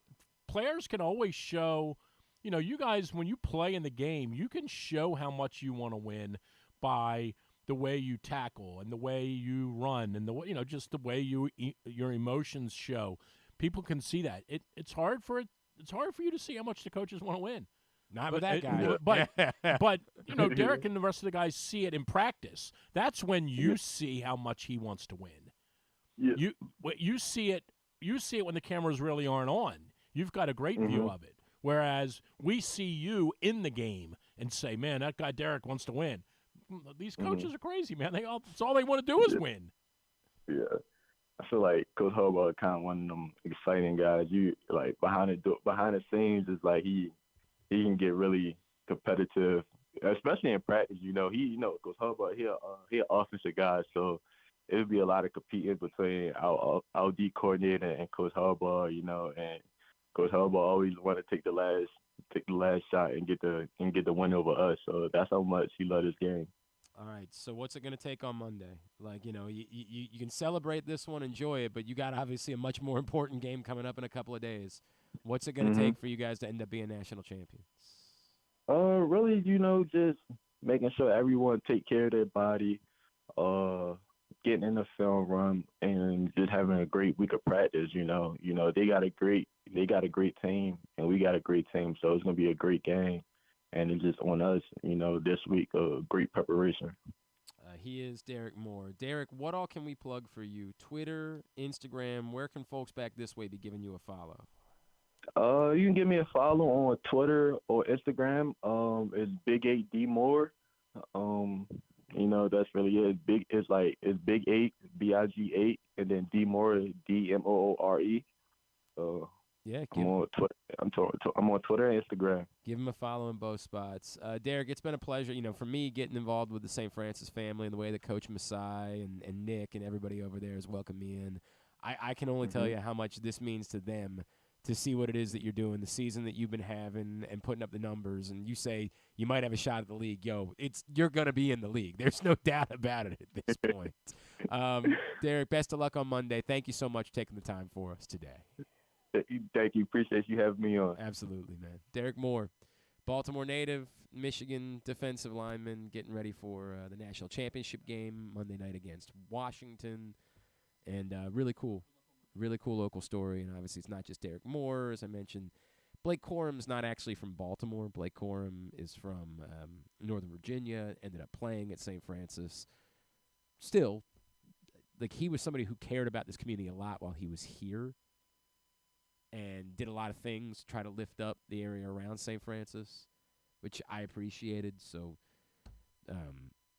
neat local story. Neat local story with Derrick Moore, and the fact that he also early in the game had a sack on Monday night. Has played really good football season long. Today's show also brought to you by Live Casino and Hotel Maryland. Griffin, you want to clue everybody in because they're about to run out of time to take advantage of this great offer. That's exactly right. The second chance to win promotion. You only have less than 48 hours now through January 4th. If luck wasn't on your side at a recent bet at the FanDuel Sportsbook at Live Casino Hotel Maryland, well, there is a simple answer. You can turn those losses into winning opportunities with the second chance to win promotion. And there is, Thursday, tomorrow. It's the last day to get in on it. All Live Casino Hotel Maryland Rewards members will be able to enter their losing bet slips into the second chance to win drum. And in 2 nights a week, 1 night left. Tomorrow night, 20 different winners will be chosen with prizes ranging from Live Casino Hotel Maryland apparel, sports and social ultimate happy hour prizes, plus cash and free play worth up to $500 only at the FanDuel Sportsbook at Live Casino and Hotel Maryland. At Arundel Mills, must be 21. Please play responsibly. Gambling problem, please call 1-800-GAMBLER or visit helpmygamblingproblem.org. All right, go ahead. We don't have to take a break here. We can just keep moving along on a Would You Rather Wednesday edition of the program. Get me your responses at Glenn Clark Radio on Twitter, Facebook.com/Glenn Clark Radio as well. I feel like there was something that I was wanting to get into today, and then Drew came in like a, crazed lunatic, and then I just utterly forgot what I was going to try to get into. Oh, this one was good from Dave. Dave said, Glenn, who does end up playing the bulk of the game at quarterback if Lamar is not going to play? Do you think it's Huntley, or do they think they want to protect him? We brought this up yesterday. It's an awkward spot, I do think, because in a way I feel like you think you owe it to Tyler Huntley to let him go out and play because he's going to be a free agent and you want him to give him the opportunity to showcase himself. But, yeah, I mean, if Lamar, something were to happen in a playoff game, Tyler Huntley would be the guy you want to put in. So I don't know that you really want to risk him getting hurt either. It could be a Malik Cunningham special on Saturday against the Steelers. We'll see.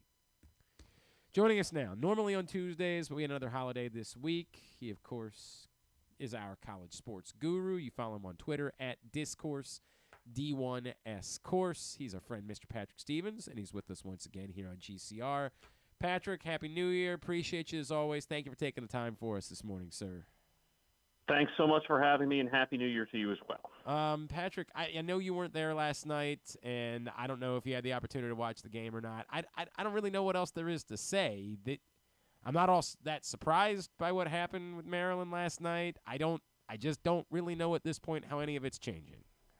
No, and I haven't watched it because I'm one of those people that refuses to pay for streaming services. I get that. Which should not surprise you in the slightest. But when you size up the numbers for this thing, like they didn't make any outside shots, basically 5 of 22, 22%. So that was normal. You would have said, he's probably going to hit his marks. And sure enough, he goes for 23 and 12. So I think the way you measure defensive success against Purdue is what can you do to stop all the other dudes. And when they go 9 of 20 from three, well, that's not going to quite cut it either. And I think if you're Maryland, you have to figure out a way to get Julian Reese going at this point. I mean, that was what, 1 point against UCLA and 0 against Purdue. Was that the final numbers? Yeah, that's for those two games. So, look, this is not a team that's going anywhere unless its best dudes play well. And Jahmir Young probably didn't play great. Not surprisingly, coming off of an illness, but still got to 26 with a good second half. Dante Scott had 8 and 7 in 33 minutes, and Julian Reese didn't score in 34 minutes. Like, that just isn't going to cut it. And it's a little easier to brush it off against Purdue, and you say, well, that's arguably the best team in the country. But there's another 17 of these to come for Maryland, and you got to figure out a way if you're the Terps to get your best guys going. Because if not, it's going to be a slog, not dissimilar, maybe not quite as bad, but not dissimilar to the team that I did see last night, which was Georgetown, which basically decided not to play any defense in the second half. At least Maryland is playing defense, which I think you have to at least give them a little bit of credit on that front, that they're playing reasonably well. With an asterisk, obviously dealing with Purdue and the challenges that team presents to you. It's 100% true. It's not like they've quit or something like that. I know everything you're saying. I just don't know how many games you're going to be winning. It's the issue. The issue is quite simple. They're simply not good enough at this point. Yeah, exactly. I mean, everybody wants to dance around that sort of conclusion for darn near any type of team in any type of sport. But that's just the reality. They're not as good as a top 20 team right now. They're probably not as good as a top 40 team right now. And until their offense gets better, and there's no free agency, so you have to have players get better as opposed to just simply finding dudes off the street that are going to help you. Then essentially the path to victory for them is going to be 64, 61, 63, 58, that sort of thing. So even the best of times are probably not going to be that easy to watch here over the next couple months. So they're going to keep playing the games, and they're going to go from there, and we'll continue to respond to them. I will – a criticism that I have heard from Maryland fans is that the roster wasn't constructed well, that it wasn't put together with guys in defined roles that they needed. And I don't know what to make of this, because I do think that part of the problem is there was a lot more expected of Deshaun Harris-Smith than what they have seen so far. Like, I don't know like who to blame that on. Was there a roster construction problem for Maryland going into the year? Well, I think there's a couple things there. There's expecting freshmen to be bigger impact guys than they've been. And Harris Smith is at the top of that list, but Kaiser's in that group too. Sure. And when you think of both of those guys, you think about the 3-point shooting, right? Like Kaiser's hit a few more of late. Harris Smith is 7 of 38 for the season, which just is not going to get it done in 2024. I think you expected Dante Scott to be better than he has been in aggregate. He's been a little bit better over the last month or so than he had been in November and early December. And I also think they expected certain guys, whether they were newcomers like Jordan Geronimo or some holdovers, to take significant steps. And they're putting together seasons that are largely in line with their track records. And so there's probably a little bit of wishful thinking there. I know that there's the argument, the shooting might be better if Chance Stevens, the Loyola Marymount transfer, was eligible. Yeah, maybe. But that wasn't a guy that was a huge impact guy in the West Coast Conference. So, yeah, they'd probably be making an extra 3 or 2 a game if that guy was out there. And that would help. But I don't know if it would help them to the point where we would be thinking that this was an offense capable of creating problems for the best teams in the Big Ten. So I don't think it's unfair to criticize the roster construction. It reminds me a little bit of the last tournament team that Mark Turgeon had, where that roster construction was not good, but the in-season coaching was really good. I think for this team, it's very much an incomplete at this point. But I don't disagree that there probably needed to be 1 or 2 more pieces that were a little more equipped to help immediately than what Maryland has right now. Patrick Stevens is with us here on GCR. On the local front, not a whole lot of positives to talk about. I know, Towson played a D3, and so they rolled, and they continue to kind of be like the only real, bright light as far as hopes for there to be interesting basketball being played moving towards March around here. Yeah, they are 7-6 now as they head into league play, and an interesting opening week for them in the CAA. They go to Monmouth, which is a lot better in year 2 in the CAA. King Rice's team, he brought his son in as a grad transfer from Bucknell, Xander Rice, and has really helped that team a great deal. They've won at West Virginia, which isn't vintage West Virginia by any stretch of the imagination, but they're certainly a lot better than they were a season ago. And then they get UNC Wilmington at home. Wilmington they'll see again on the very last day of the regular season. But that's one of those early marker type games for them. Can they be in that mix with Wilmington and Hofstra and Charleston and Drexel, which looked great in thrashing Hampton the other day in the first CAA game that anybody played this season. So I will tell you, having seen UMBC since we last spoke, it was a weird game that they played. They were down 22 with 12 minutes to play against American and got it back to 2. UMBC still is not playing defense at a level that is going to be good enough to win enough games in the America East to make a run at that league. But it was a weird game where you're sitting there thinking this is not what you're watching isn't good, and then they played 12 really good inspired minutes. And you talk to Jim Ferry after the game. He's like, I know it didn't look like it, but I think we're getting better. But they've also lost 5 in a row, and they open league play against Bryant and Vermont and UMass Lowell. I mean, they play what I think is going to be the 3 best teams in the America East all in a row. So I think there's definitely in the next 10 days or so an opportunity for UMBC to do something and maybe get some attention. They go to Vermont and Lowell next week on a 2 games in 3 days swing in New England.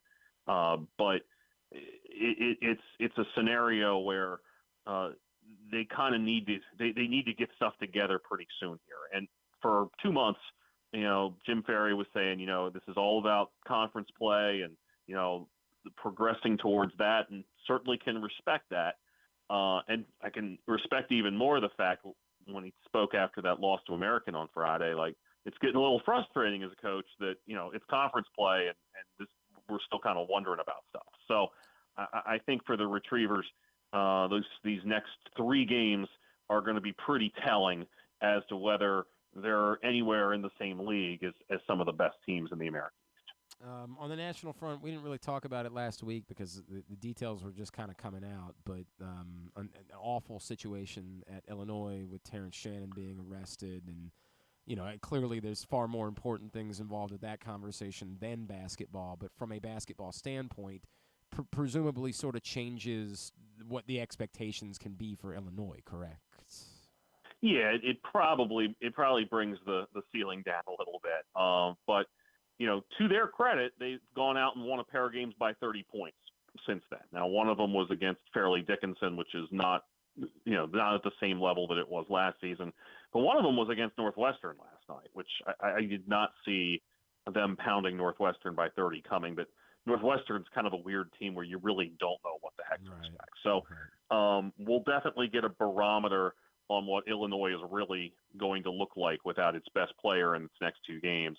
They go to Purdue on Friday. They get Michigan State at home next Thursday. So that will reveal plenty. And then after those 2 games, then the Illini team that could be in a pretty foul mood, and guess who comes to town? Champaign, Maryland. So. Sheesh. All right.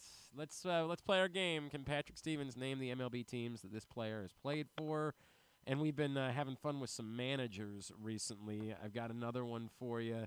This one actually started – I didn't realize how early he started managing. But 5 teams as a manager for a man that, of course, won 4 World Series titles. He is Joe Torre. Joe Torre took over as a player manager with the Mets in, I believe, 1977. Yes. And managed them through, 81 or so? That's 81, correct. And then it was off to Atlanta from 82 to 85, maybe? 84, but yeah, sure, pretty good. Okay.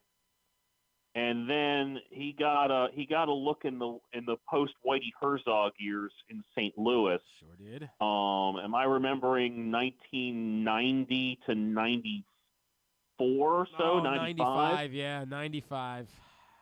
Okay, and then the Yankees from 1996 to 2007 or 8. 2007. And then the LA Dodgers in 08 to maybe 2010 or so. That's impossible. That's absolutely impossible.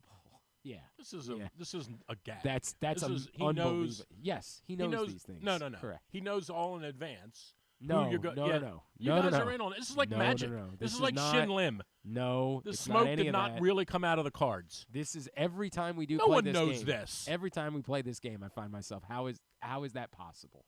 How is that possible? Maybe we should play this game when I'm in for our lacrosse preview in a couple. All right, 100%. I think people can get that reminder. All right, so jeez, I got a 6-team guy who actually was playing last year, 2-time All-Star. Now, currently not on a team, and we'll see. 2-time All-Star. All right. 2-time All-Star. Let me play, too. No, you don't get to play. Settle down over there. Well, I might know it. No. This is the catch. I know it's impossible you're getting one of the teams for this guy because he played 1 game there. 1. Okay. 1. Gene Segura. Oh, God. Well, I can do this. This is not good. I got 3 for the record. I got 3 teams for Gene Segura. Well, let's go ahead and put. He was definitely in Arizona, right? Of course, he spent a year in Arizona. 1 year in Arizona for Gene Segura. He was in Philadelphia. He was in Philadelphia for 4 years. That's the one that I remember him most for. Was he? And this gets dicey now. I'll acknowledge that I am struggling a little bit on his whereabouts. Was he in Milwaukee? He was in Milwaukee for 4 years. For 4 years. You're That's missing what I another thought. easy one. There's a 2-year stint, including an All-Star appearance. Gene Segura was he in Seattle? That was That is it. That was the other one. So now you're Okay. missing where he was last year, and was still. No, he wasn't helpful. He hit 219. He slashed 219, 277, 270. He did not have a good year last year. Okay. Gene Segura last year. Was he in Colorado? No, and I'm going to say close, but it's going to end up throwing you off probably when I say close. Okay. So I was thinking. I'll throw one more. I have two teams in mind that it might be. I don't know who the one game cameo was, but maybe Kansas City. So no, Drew, do you happen to know? I thought Toronto was the Not other in team I was Toronto. thinking. last year. Yeah. I thought he was with Cincinnati last No, year. he was a Marlin last year. Yeah, Griffin knew that. And then the one game at the beginning of his career in 2012 with the Angels. Played one game for the Los Angeles Angels. And then we'll the Chaser, 4 teams. Again, this one is goofy because one of them was a 4-game stint. Tony Armas is the other name I have for you. Tony Armas, Oakland. Yes. Boston. Yep. We are we are talking Yes, original that, vintage that Tony correct. Armas. Correct. That Tony Armas, yes. California. Yes. Now, in 1976, he began his career playing 4 games for. Okay, so I was thinking it might have been on the back end of his career that he had. So yeah, this is just going to be a shot in the dark then. What if I gave you a hint? It's a team that Tony Armas Jr. also played for. I don't know if that's going to get the job done or not. Was he in? Was Tony Armas the elder in Pittsburgh at the start? That's the one. 4 games, the Pittsburgh Pirates. Well done, sir. What's your schedule look like this week? I'm going to go catch some Patriot League basketball tonight. Navy with its conference opener against Boston University. We'll check out Mount St. Mary's as it resumes Metro Atlantic play on Friday. They play Canisius. On Saturday, kind of an interesting set of options. I haven't quite finalized it yet, but I'll tell you that Wilmington-Towson game has a lot of appeal. And then we get ourselves to something I know that you and I hold very dear. MEAC Monday, baby. The start of MEAC Monday on this coming Monday. 2 options, Delaware State at Morgan State or Maryland Eastern Shore at Coppin State. So you will find me in one of those 2 gyms come Monday night. This is where dreams are made. I love it. At Discourse, D1S Course on Twitter is how you follow him. Patrick Stevens, appreciate you, sir. I am actually on vacation next week, but I will talk to you in 2 weeks. All right? Yes. Awesome. Thank you, sir. Patrick Stevens with us here on GC. We should ask him about Timberlake. Why? Well, just get his summary so far. Okay. Of what he's done. Not Justin. I know. I'm aware. They're pretty good. They are good. They're pretty good. I still cannot get over. It would be like you saying to me, dude, can't come out with you this Sunday. Why not, Glenn? I'm calling the game with Charles Davis on CBS. I'd be like, well, right. You? Right. Nerdy Glenn Clark? Now, wait a second. Like Nick. I'm not sure where that came from. Timberlake playing for Kansas is like you doing a CBS game. To me. Now, wait a second. I don't know That's how I feel a about any of compliment. that. I don't know how I feel about any of that. I swear, when I saw that this year, the first box score. I was surprised. Because I'm out of the loop in the summer when it comes to like guys leaving and stuff. And it said Timberlake. I'm like, can't be the same guy. Where did you sell all of your tickets that you needed to sell? All gone. They're all gone. Amazing. Well, I mean, people are pretty fired up. People are pretty excited about it. I've been saying this and biggest reason I did this was, I'm much older than you. And in 1983, this keeps coming back to me. And I say this to my son all the time, and I'll say it to anybody right now who's 25 or 30. You go watch these games, and you just think, because you just think it happens all the time. Yep. And I remember like it was yesterday getting in Chris Evans' car in Glen Burnie and driving to Memorial Stadium at 11 o'clock at night after they won Game 5 and being on the fence in front of the stadium as the buses pulled in at 1:45 in the morning. I remember like it was yesterday. Me, Tony Willeka, Bruce Hand, Pete McQuaid, Chris Evans. I remember like it was yesterday. And you just think, oh, hell, we'll do this again in 4 years. It'll be fun. And we haven't had that since, right? And I realize we've had it twice with the Ravens, but we've never had this. There hasn't been an AFC Championship game in Baltimore since 1970. Right. So if this game happens, this is not hyperbole. If this game happens on the 28th of January, it'll be the biggest sporting event in this town's history since 1970. You think it'd be bigger than the 1983 World Series? I do, because it hasn't happened in I understand what you're 50 saying. some years. We had 71, 79, 83. Right. This, or if you want to, just for purposes of not arguing, it's the biggest game since 1983. For sure. There's no debate that it's the biggest first event since Ravens 1983. home game at Memorial Stadium was wild. But no one in the stadium cared if we won or lost. Correct. It was just the impossibility of what was No occurring. one cared. Yep. We went back into the stadium. We all cried. They kicked off, and we're like, "Holy hell, we got football back." Yeah, this is real. No, we could have lost 31-10. We wouldn't have cared. This will be and this would be the most significant game. Someone said to me yesterday, "What's the biggest Ravens home football game ever?" And I don't think there's any arguing this, other than the first one. The biggest game ever was the Peyton Manning. It was the Colts coming back here in the playoffs the year when we went 13-3 or 14-2, whatever it was, and McNair was asleep. That's the biggest game we've ever had here, in my opinion. In this stadium, It was without debate. in this stadium, Yes, without any. it's the biggest game ever. 1,000%. This game would be 2 times that. I'm gonna write this down right now. I'm going to tell you something right now. If this game gets played, the get-in for the tickets, will be $1,500. It's going to be astronomical. And the I agree lower with deck that. tickets I will be agree with that. $2,500. It'll be insane. Oh, it'll be bonkers. I agree with that part. And I wrote this today. Like I feel like, I know this is going to sound weird because we've had our fair share of success, but I really feel like this is owed to us. And part of that might be because of what the Orioles have put us through for the last 30 years.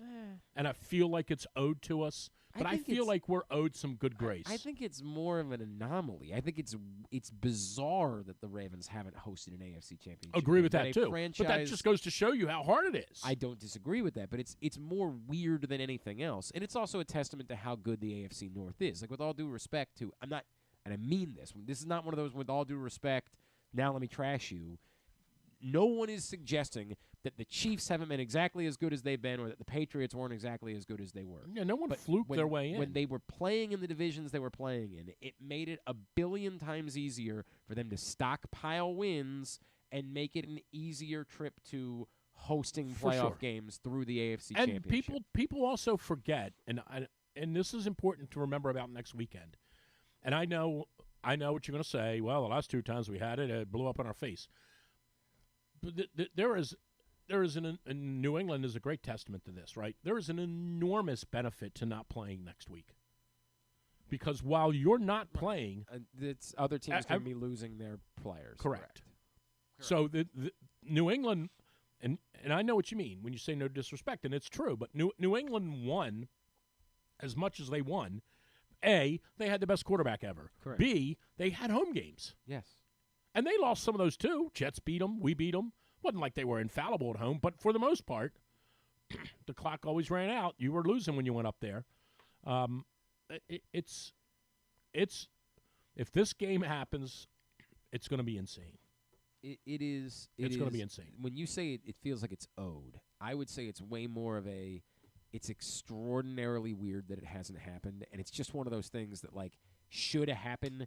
Just so that we don't ever have to, it's so bizarre that it hasn't happened that it shouldn't exist. Let's just fix that, and that way we can never talk about the fact that the Ravens have never hosted an AFC Here's the one Championship. thing, one warning shot I would fire to people, and this is different than a regular season game. If you're going to get a ticket for this game on the secondary market, if you don't have the ability to get a ticket from the Ravens or from someone like I was doing, where I was fortunate enough to get a bunch of tickets and get group together. If you don't have that ability, buy your ticket today on a secondary market today. Today. Yeah. If you wait, this is not a regular season game. Because in the regular season, the game's getting played. Correct. And if you put down your 700 and it snows or rains and you don't want to go, you lose your 700. Yeah. And it's also not a regular season game in that typically in a regular season game, typically, if you wait it out the day before, someone's going to panic. End up right. This game, do not wait. And if something weird happens and they go sideways, you're going to get your money back. So if they don't win, it's either going to happen and you're going to be at the AFC Championship game or not. Right, correct. And if you wait this out, right. Remember I told you this today. If you wait this out, you are going to pay through the roof. Well, and if you want to make the comparison, don't wait it out. Somebody at the beginning of the year might have bought tickets to Week 18 thinking Ravens Steelers to end the season is going to be massive. And now they have you can't give it away. You got to give me $1 to go. A worthless ticket. Whereas one of two things is going to occur. You're either going to be at the AFC Championship game or you're going to have your money back, and it's like it never happened. I don't everybody will tell you. I don't know much. One thing I know is ticketing. There's two things I know: golf, ticketing, and Springsteen. You do not. I know. Right, yeah. You do not. Two other things. You do not want to wait this out. If you wait this out and they beat the Browns or the Jaguars, the build is you're right. There's not going to suddenly be people saying, I'm not interested in the AFC Championship game. Yeah, I agree. I agree. Just don't wait it out. This isn't going the other way. Right. I do agree with that. Right. If these knuckleheads don't win in 2 weeks, Lord, what a crazy offseason. Nah, they're going to win. They're just not the same. I agree. As they've been in the past. I wholeheartedly agree. They're just not the same. All right, we got to take one more break. What? Yeah. We've got a lot going on. And we still got to get to segment number 1 of the Tyus Bowser Show from last night with Malik Hamm. So we still got to do that. Today's show. I don't know. I thought you had other. I thought you would. I had to go take. I had to talk to a. But college. I thought like on Wednesdays you had to be at the rectory or something like that. No, I'm off on Wednesdays. I'm usually what happens is I'm either play golf or I come with you. And today I was gonna say, is it too cold to play golf? And I'm not in the golf mood right now. I got a lot of business stuff going on. I just have a lot of business stuff happening. Okay, but you just said the words, I'm not in the golf mood right now. Today. Oh, today. Okay, we'll be tomorrow. You'll be fine. I just got stuff going on, and I like I haven't met you. I got a couple college coaches I'm talking to about some kids. The other day, I was talking to my cousin about why I had lost my voice. I'm like, I've been home. My kids have been home for the last 2 weeks. All I've been doing is yelling at my kids. That's all the last 2 weeks have been. Is me screaming, get off of that. Stop doing that. Like I'm Put yelling. Your clothes on. I'm yelling. Correct. Right. I'm yelling at my kids for 2 straight weeks, and it's going to take a toll on me at some point. And my wife says, "Well, I don't yell at the kids." And I turned around. That's the problem. What? Wait, no, it's a lie. And I turned around and said, "Why are we just out here lying in front? Like what? Why did you wake up today and say I'm just going to lie, just flatly lie in front of everyone? Like I don't see you. I see you. I'm home. I watch the same thing. Right. Like, who are you again? Right. Like, why did you just you want to say that in front of my cousin and I'm not here? That's one thing. Yeah, Glenn yells at him all the time. I hardly ever yell at him. It's no wonder they're scarred. You can push that off as being some sort of factual. I live with you. We share a bed. I see it. You yell at the kids exactly, and you have to. Nobody's mad about it. Until you yell, they don't listen. Somebody always says. She said to me one day, she's like, well, why are you yelling? I said, because if I tell them to do something, they say, kids, clean up. We got to go we got to leave. There will be no response. Show her I don't remember who did the interview. Show her who did the interview with Marilyn Manson, the really good one. I don't know. Letterman did one that was No. This was, who did that one? This was a good sit down with Marilyn Manson and whoever it was. Oh, it was Bill O'Reilly. Okay. And he said, why the foul language? Why the crazy dress? Why all of the loud? Why everything? And Marilyn Manson said, well, because sometimes you just have to make an impact. Okay. So just give that to that's a little bit you got to make an impact. Just give it to I swear. Why are you yelling at the kids all the time? The third time I say, boys, we got to get ready to go. You have to clean up and get your shoes on. Boys, we're leaving in it. boys. It's Right. got to until Well, you just wait until they're 16. Yeah. And you have to get them up. Well, yeah, that's a different. Right, sure. That's a different thing. I've never seen anything like it. Until I yell, nothing that I'm saying No doubt. is it's of no importance. No doubt. Until I yell. They're just like dogs. It's a lot like that. They're You're just like 100% dogs. right. It's Come a here. lot like that. Come here, and they don't come. When you yell, they come. Yep. Bill Burr had it right. You shouldn't be allowed to hit them, but you should be allowed to threaten them that you're going to hit them. That's a great point. Great point. They're threatening. Yeah, right? Like, you don't do this. I'm going to punch you right in the Exactly face. right. Come back in. I don't know what we'll do. Drew's still here. We got to talk golf. Do we? Oh, First they're tournament of the playing a year. tournament this weekend. What the hell is that? It's January 3rd. We got golf, man. Come on. Sure. I got you 3 winners. I Betting. can't. Let's bet. Take them over to the Green Turtle Sportsbook. By all means. Tell When we everybody come about back, it. let me Nope, give you the 3 nope, bets. Let him tell about No, the when we Green come Turtle. back. We'll do that, but let him tell everybody about the Green Turtle. You take I'm gonna those end up bets. treating you like I treat my kids. To the Green Turtle Sportsbook at every Thursday. The Green Turtle Sportsbook's in Towson and Canton. They're offering you a free $10 bet on whatever you want. You can experience the ultimate destination for game day excitement, great food, and live in-person betting. So go check out the Green Turtle Bet Park Sportsbooks in Towson and Canton, or both, and go pick up your free bet, make some money while enjoying some food and I guess some golf in this case. The Green Turtle Sportsbooks. All right. When we come back in, Drew will tell us the names of golfers that will win this golf tournament, I guess. And then we'll do a tidbit tubular. And Tyus Bowser. That's all on the way. It's Glenn Clark Radio.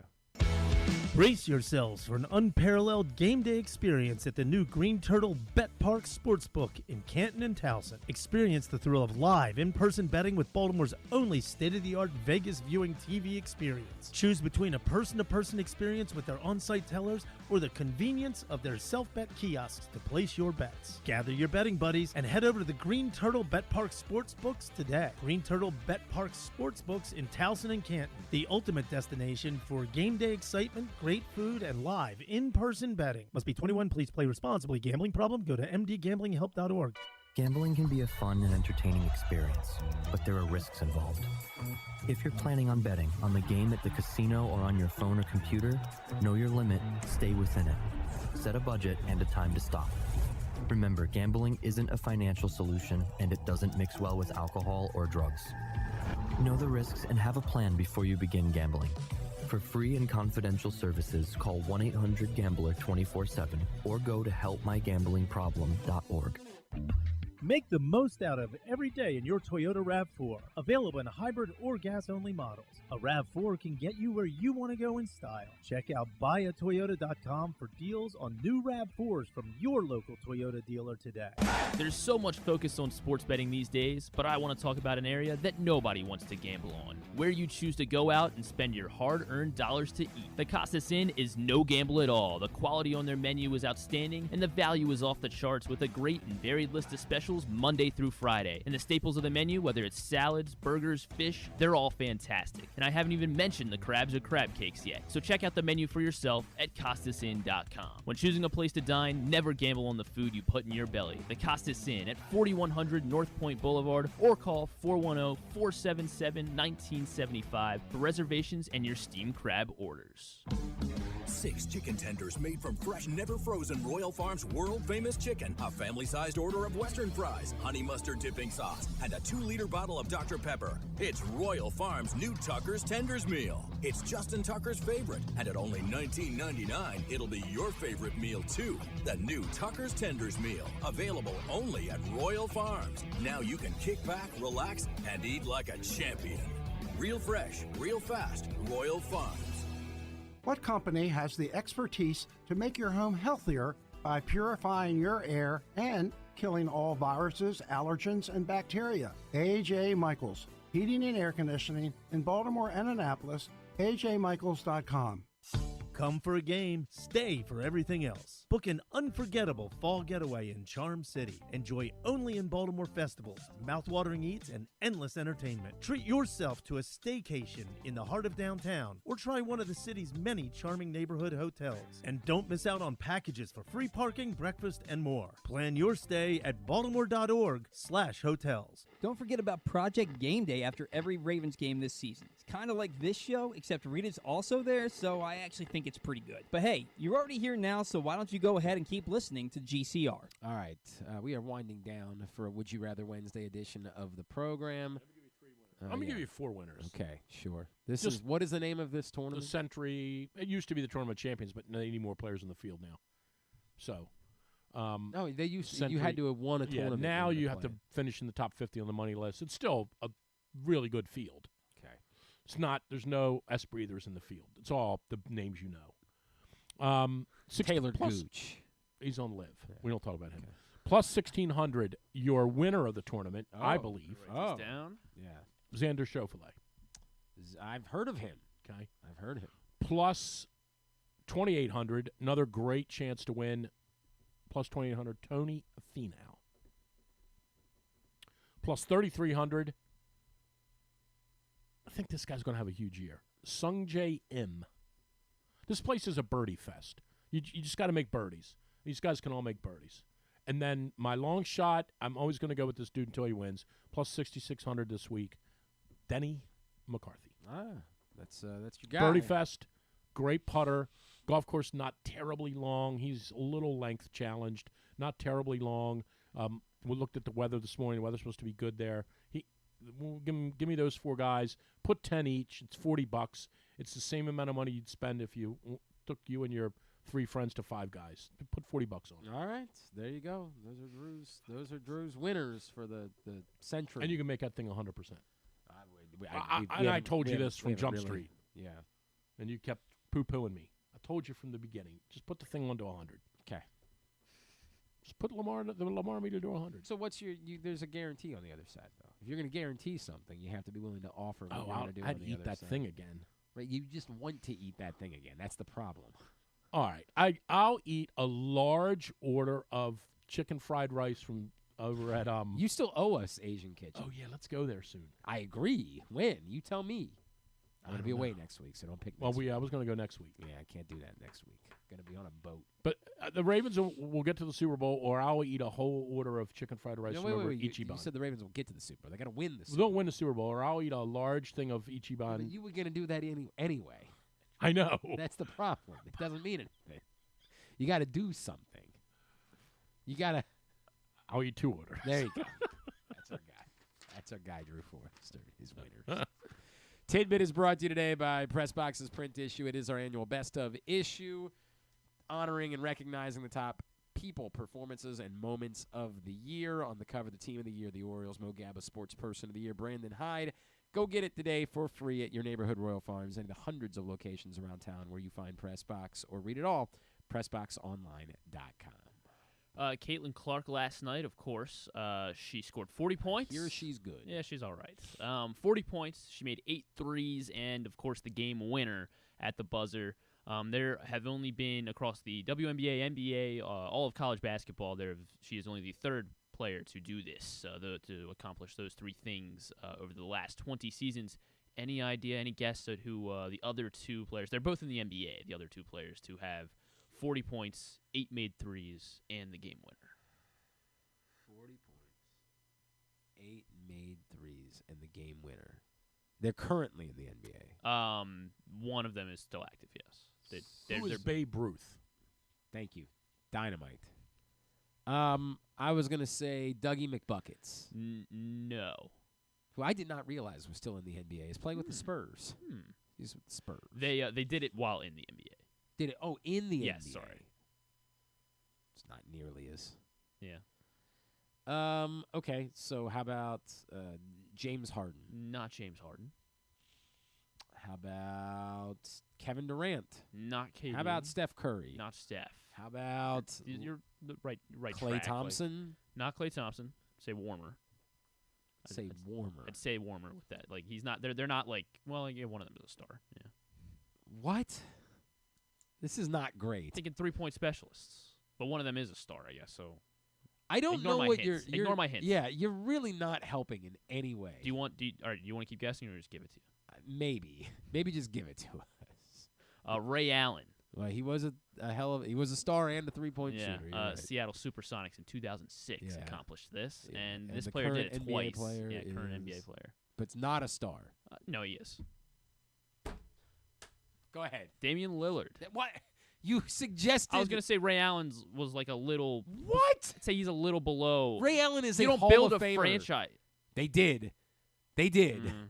Yes, they did. All right.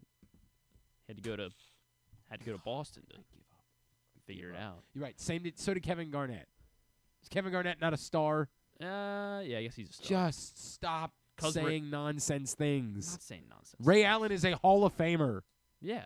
Oh God. Greatest, one of the greatest. One of the greatest. He three-point. wasn't a star. Well, that's why I started walking back a little bit. Or you should walk back to the locker room. Ray Allen was a He said he rock wasn't a star. He was crazy Give good. up. I just give up. Do you want to do another one or? I don't know. I don't know. After I guess the- it's 12:30. This, yeah, we should. Did you wrap see him in up. that Christmas movie? What Christmas movie? I don't know. Ray Allen did some kind of Christmas movie. I saw him in He Got Game. Oh, I'm thinking of Tim Allen. There you go. There you go. Never mind. You sure you don't have to go over to the rectory? You sure? I need to pray. Who's doing? Need to pray Who's for- over there? need to pray If for you're the- over, pray for the Ravens. Yeah. Tidbit was also brought to you by your local Toyota dealer and buyatoyota.com. The Toyota Tacoma comes in a range of models and trim lines, so you can choose the perfect Tacoma to reflect your unique personality and driving habits. Check out buyatoyota.com for deals on new Tacomas from your local Toyota dealer today. How many years did Ray Allen average 20 or more points per game? 9. How many years did he play? I'll say 10. I'll say 8. No, it's 9. I already know the I answer. believe it's 8. Oh. Yes. Believe it's. Hang on. Check it out. 1, 2, 3, 4. He's no star. 5, 6, 7, 8. Yeah, 8. 8 years of 20 or more points per game. But he's not a star. 20 points is hard to score in the NBA. It's not a star. Every game. He's Right. no J.J. Redick. Right. I started with Dougie McBuckets. That's where I started. Here's your Tubular rundown for tonight. Tubular is brought to you by. It's brought to you by Superbook. Caps and Devils. Sure. Use the code GlennClark23 when you sign up at Superbook. You'll receive up to $250 in a same-day first bet match. Win or lose. Superbook.com. Download the Superbook app. Maryland women take on Minnesota tonight at 8 on Big Ten Network Plus. Navy hoops at home against BU. ESPN Plus at 7. Loyola's on the road at Colgate at 7 on ESPN Plus as well. Big Ten basketball tonight. Rutgers, Ohio State at 7. Indiana, Nebraska at 9 on Big Ten Network. The Under Armour High School All-American football game, 4 o'clock on ESPN. Bunch of local products that are involved in that game. Heat Lakers at 10 on ESPN.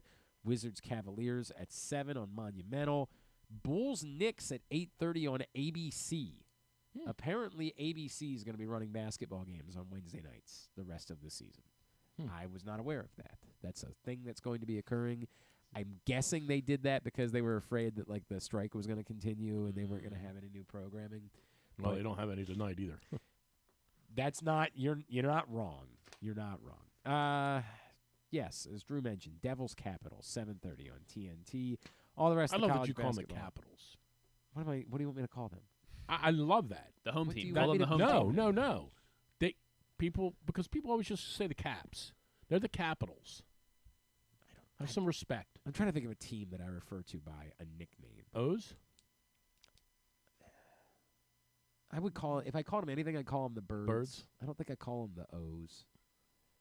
But I still think I don't call them the O's because the S shouldn't be an apostrophe. This is the important.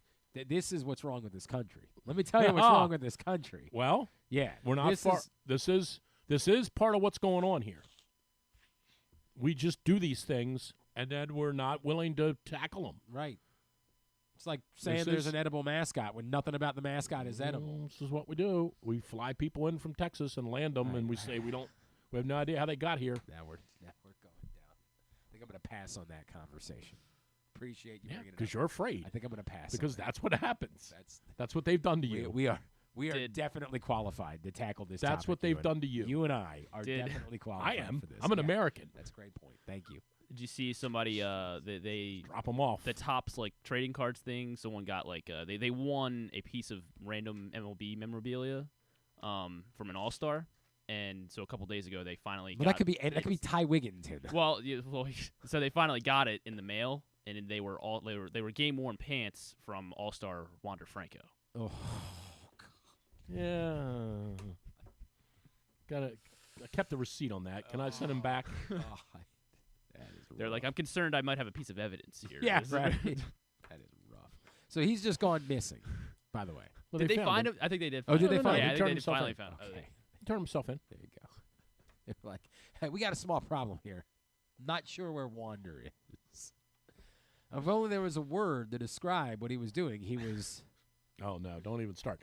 Whenever that anger dude goes to punt, it takes everything I have to not say it. When have you ever not said it? Name the time that you haven't said it. Drew, I just wish. Tell me what's non-sports wise. There's unfortunately Dad was there's the nothing. coach. We Are Family on Fox. This is Anthony Anderson. It's a singing show. Anger's anger. Oh, it's about A someone who's celebrity's- the relative of yeah, a celebrity. Yeah. It's like, guess what celebrity? This You know what? relative. That's what's wrong with this country. That's what's wrong with this country. Anthony Anderson is. There's a television show I'm ready that's for about trying to guess if you can tell the singing voice of someone who's related to someone. I'm ready for it. Podcast. And I think we could can't do believe well I'm with coming it. around on this. I think we could do well I with can't it. believe I'm coming around on this. Here's the only thing is you this is where you and I are different. You have to still be concerned about the things you say. You give it up. Oh no, we can tell. You've got to. I'm so tired of having to. Drew hit 60, and he was like, "Oh, good news!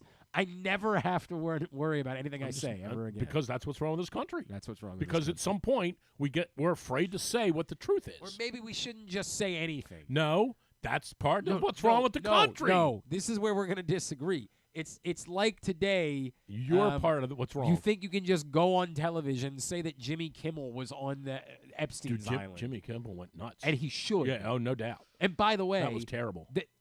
Look, that man, was terrible. That is about as terrible, as awful terrible and unacceptable. And look, man, I have avoided the Aaron Rodgers discourse because, like, I'll just roll my because he's nuts. That dude offers nothing. That guy, it's almost sad. It's like the Rudy Giuliani thing. That guy would have been a beloved figure. Go for back forever. to your ayahuasca or whatever. So it's called. obsessed with the idea of conspiracy theories and wanting them to be true that terrible. he's willing to cash in every ounce of. Now, you were ready? You want me to say this? I'll tell you something. You talk about fining somebody $300,000. That's finable. You saying something about that guy, but that's legally actionable. No, but right, that's what I'm saying. You want to. This dude threw a cup of water on somebody. Who gives a rat's rear end? You say something like this, and act as if you have some sort of insider knowledge that Jimmy Kimmel was on this friggin' plane.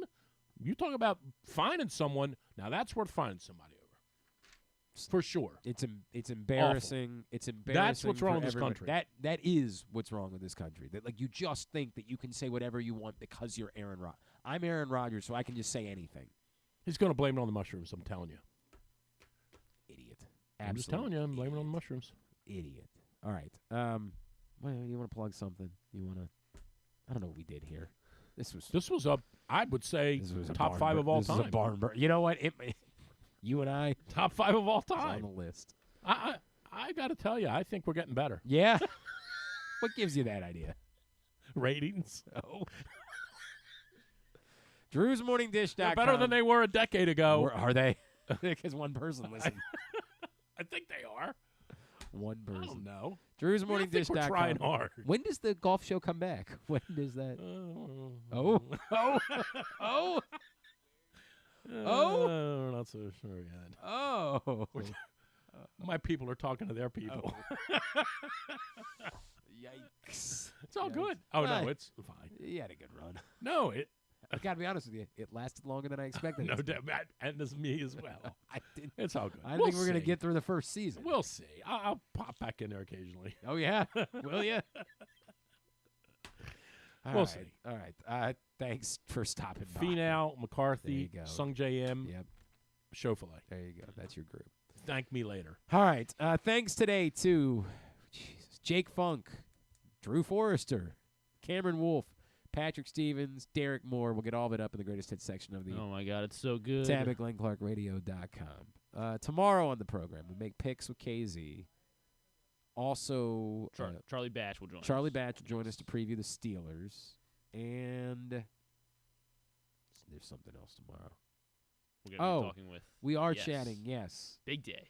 Yeah, you're very excited. I didn't know you were such a whip snakes guy. I We didn't finally got our realize that was team. We finally got our team. I had no idea that you're a big Well, I mean, everyone's going to be, so I don't know. I just didn't realize that it meant that much to you. Of course, you it's have a gonna be hat. to me. You got a whole thing. We finally going got our on. third pro team. Sure, something like that. We're gonna be chatting with Jim Stagnetta, the head coach of the Maryland Whip Snakes, tomorrow on the show as well. That's the snake oil thing. I don't know if we can steal that, but I wanna- think we should I start don't- it. I think we don't should wanna do start that. it. I think we don't should want to start do that. Thanks to everybody at Pressbox, all of our great sponsors and partners, Live Casino and Hotel, Mother's North Stop, AJ Michaels, Guilford All Brewery, Royal Farms, Costa Sin, Superbook Sports, The Green Turtle, your local Toyota dealer, buyatoyota.com. Thanks to Griffin at Griffin_Bass. Follow us on Twitter, Instagram, and TikTok at Glenn Clark Radio. Have a great Wednesday evening. Go Loyola, go Navy, go Maryland women. Duke sucks. We wrap up today's show, segment number 1. And my apologies. We had a bit of a hiccup at the start of the recording, so it's going to sound a little bit awkward coming in. Like you're going to miss that we had just introduced Malik Hamm. It's a whole thing. But Tyus Bowser Show from last night with special guest Malik Hamm. They're asking you where you went. Now it's even more confusing because Malik went to City College, and now we're going to get really we're going to go a step too far trying to explain all of it. But that's what in this town you're asking. If you ask somebody where they went to school, is where'd you go to high school? Okay. Yeah, you take a lot of pride in your high school. Right? It's a big deal. Take a lot of. Is this like a city or like county? Okay, I'm glad you asked that. Because I've heard about that part. Well, too. there's actually a big rivalry that involves city, so much so that Malik has actually, it might have come to blows at some point during the course of his prep career. I think you should handle the interview now, actually. Yeah, man. I think you should ask Malik about what it was like to face Poly. Yeah, tell me about that. I mean, it was easy. We beat it. I never lost to Poly. Poly is our they like our rivalry school. It's like how you would look at the Steelers, kind of. Oh wow, okay. So they basically are Steelers, and it's a big thing. The longest played high school rivalry, city versus Poly, and in the country. In the country. Yeah, it's the longest high school rivalry in the country. I think it's the third oldest public school rivalry. I think that's what it was. But I never lost to him. All my 4 years there. And it sometimes got a little emotion, right? Yeah. Oh yeah, definitely. When it's like a close game or like, it's like it's usually like your last kind of game of the season. So you already know how that goes. Is this a place where you play them at M&T Bank or do you play them at the high school? Yeah. Where did you play? Because I don't think that they play at M&T anymore. Yeah. So when I graduated, my last year was the last game that was played at M&T Bank. And it was a good game. We ended up winning. It was real close, but ever since then, now it's played. I think they played at Morgan State and Towson one year. Yeah. But it's a good game. It brings everybody out in the city. And, they be having a tailgate. That's what everybody pretty much. That's where everybody goes. That tailgate is not even actually a tailgate. Like they hold it somewhere else entirely because it's so massive. Yes. Like it's so badass crazy. It's a really good time. But it's a really good time. You'd have thought it was like a college, like the way you got. It's a big deal. So I'm asking this for precautionary reasons. I know when it comes to like my high school, we can't play them at our high schools anymore because, safety reasons. So we go to a neutral site. So that's why I was asking. Oh, I got you. Nah, it's pretty. No, we respect each other. Like it ain't like that. He's glossing over a little bit. It's come to some blows from time. Oh yeah, to time. definitely. I remember my junior year, we was fighting on the field against them. And it was at M&T Bank Stadium too. But it definitely comes probably to why they blows, don't have like, it there anymore. Like in terms Thanks, of Malik. but like Shotty ain't having that. He ain't having that. Yeah, but in terms of respect, we respect them as like the second best high school. We the best high school for sure in Baltimore. All right. So that was awesome. Yeah. That kind of rocked, didn't it? That was really great. Tyus, these last 2 weeks, I have no doubt that you thought you guys were going to win, that you had all the confidence in the world. But like this, throttling the best teams in the NFL in back-to-back weeks, did you know that was coming? I mean, I'm gonna speak confidently on our team, man. We work super hard during the week, and kudos to those guys for going out there, dialing in to to the game plan for the week, and then just going out there and executing on Sundays. And when plays come, we go out there and we take advantage of them, and we capitalize. And that's kind of what happened in the past few weeks. It's just us making plays, especially on the defensive side, and the offense capitalizing, getting us points. And that works all together as one to bring out two of the best wins that we've probably had in years. I mean, Reed and I have been around for the entire history of the Ravens. We are Dang, you confident. ain't got to put my age out there like Well, I mean, that.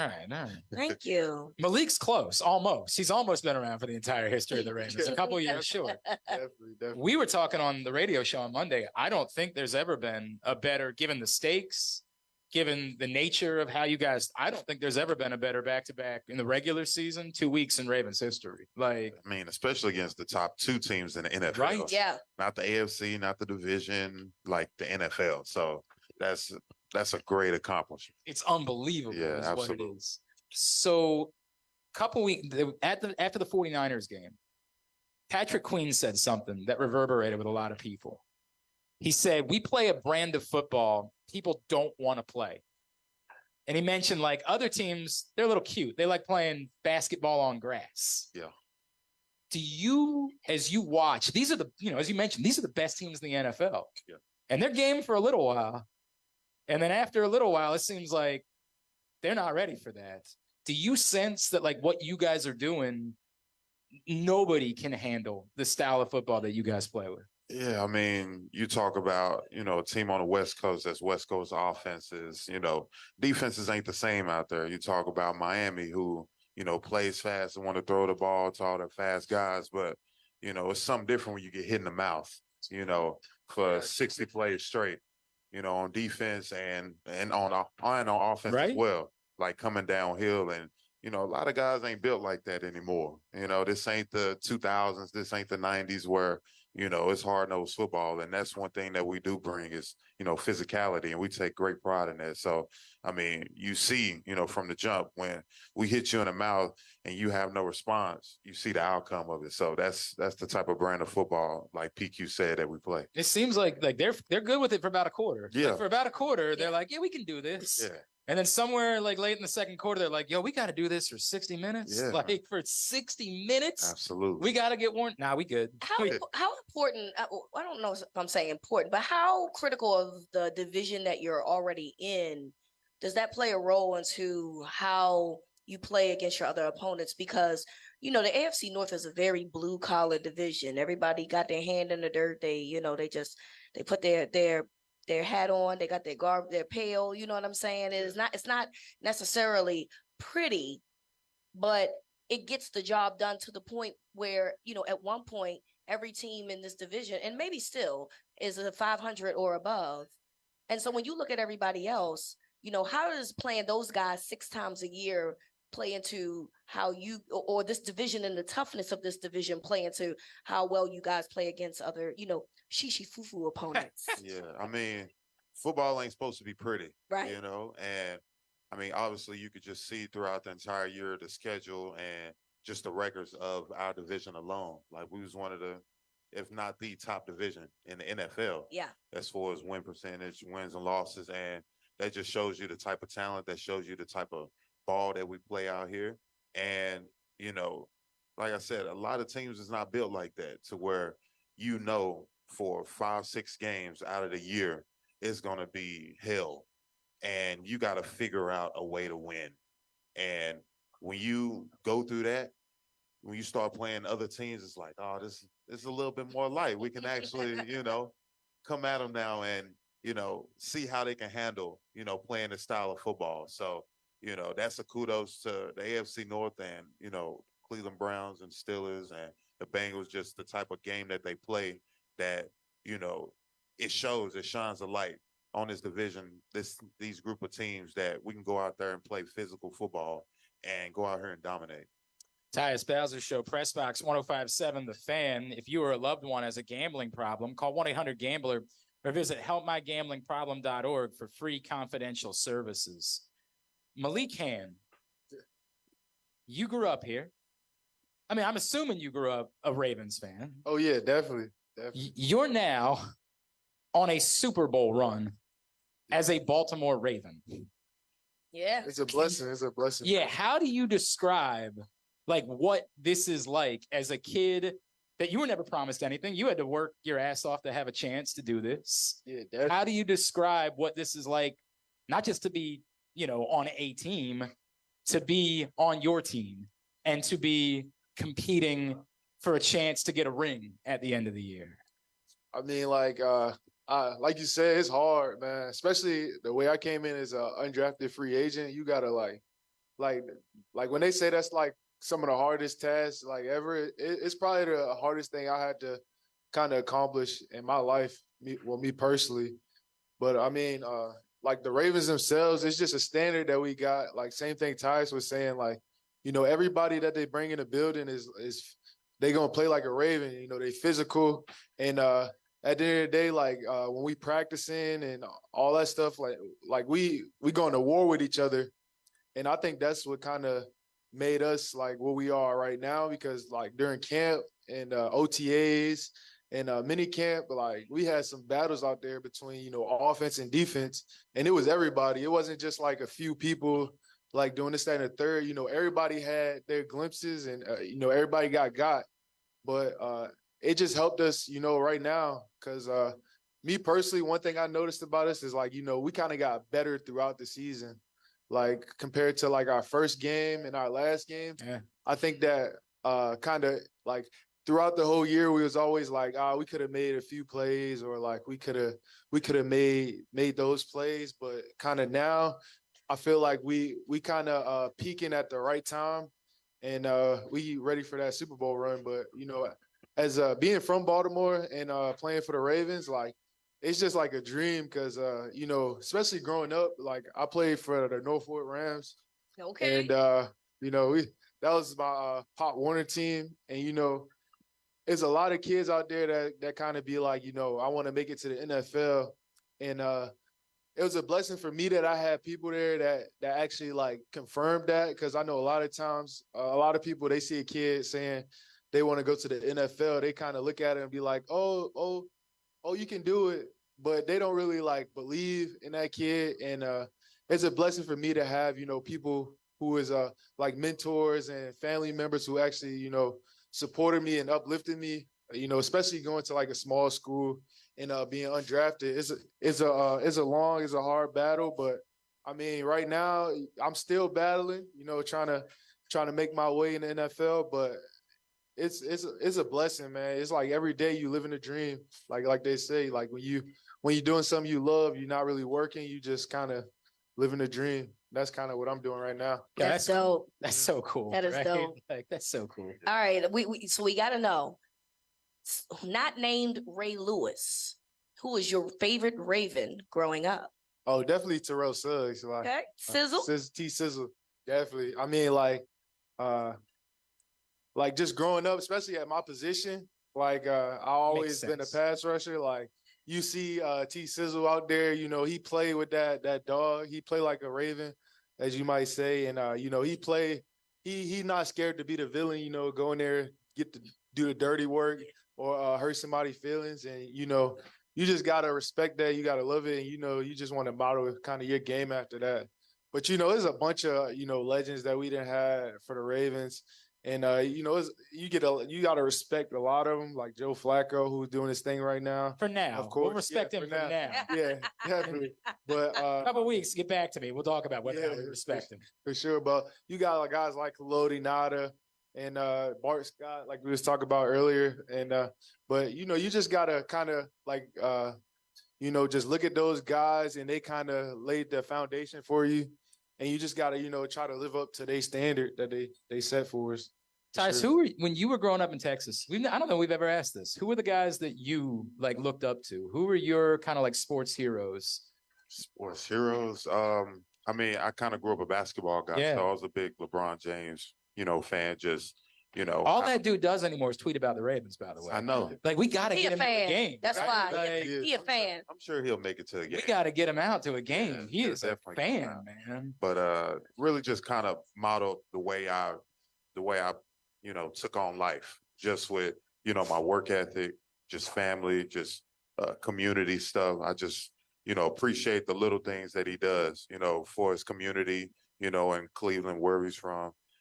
Just how serious he takes his craft and going and putting in the extra time, getting the extra baskets in, just, working out, whatever the case may be. And then just family, just how, he's always looking out for his sons, his daughter, his wife, just how he carries himself.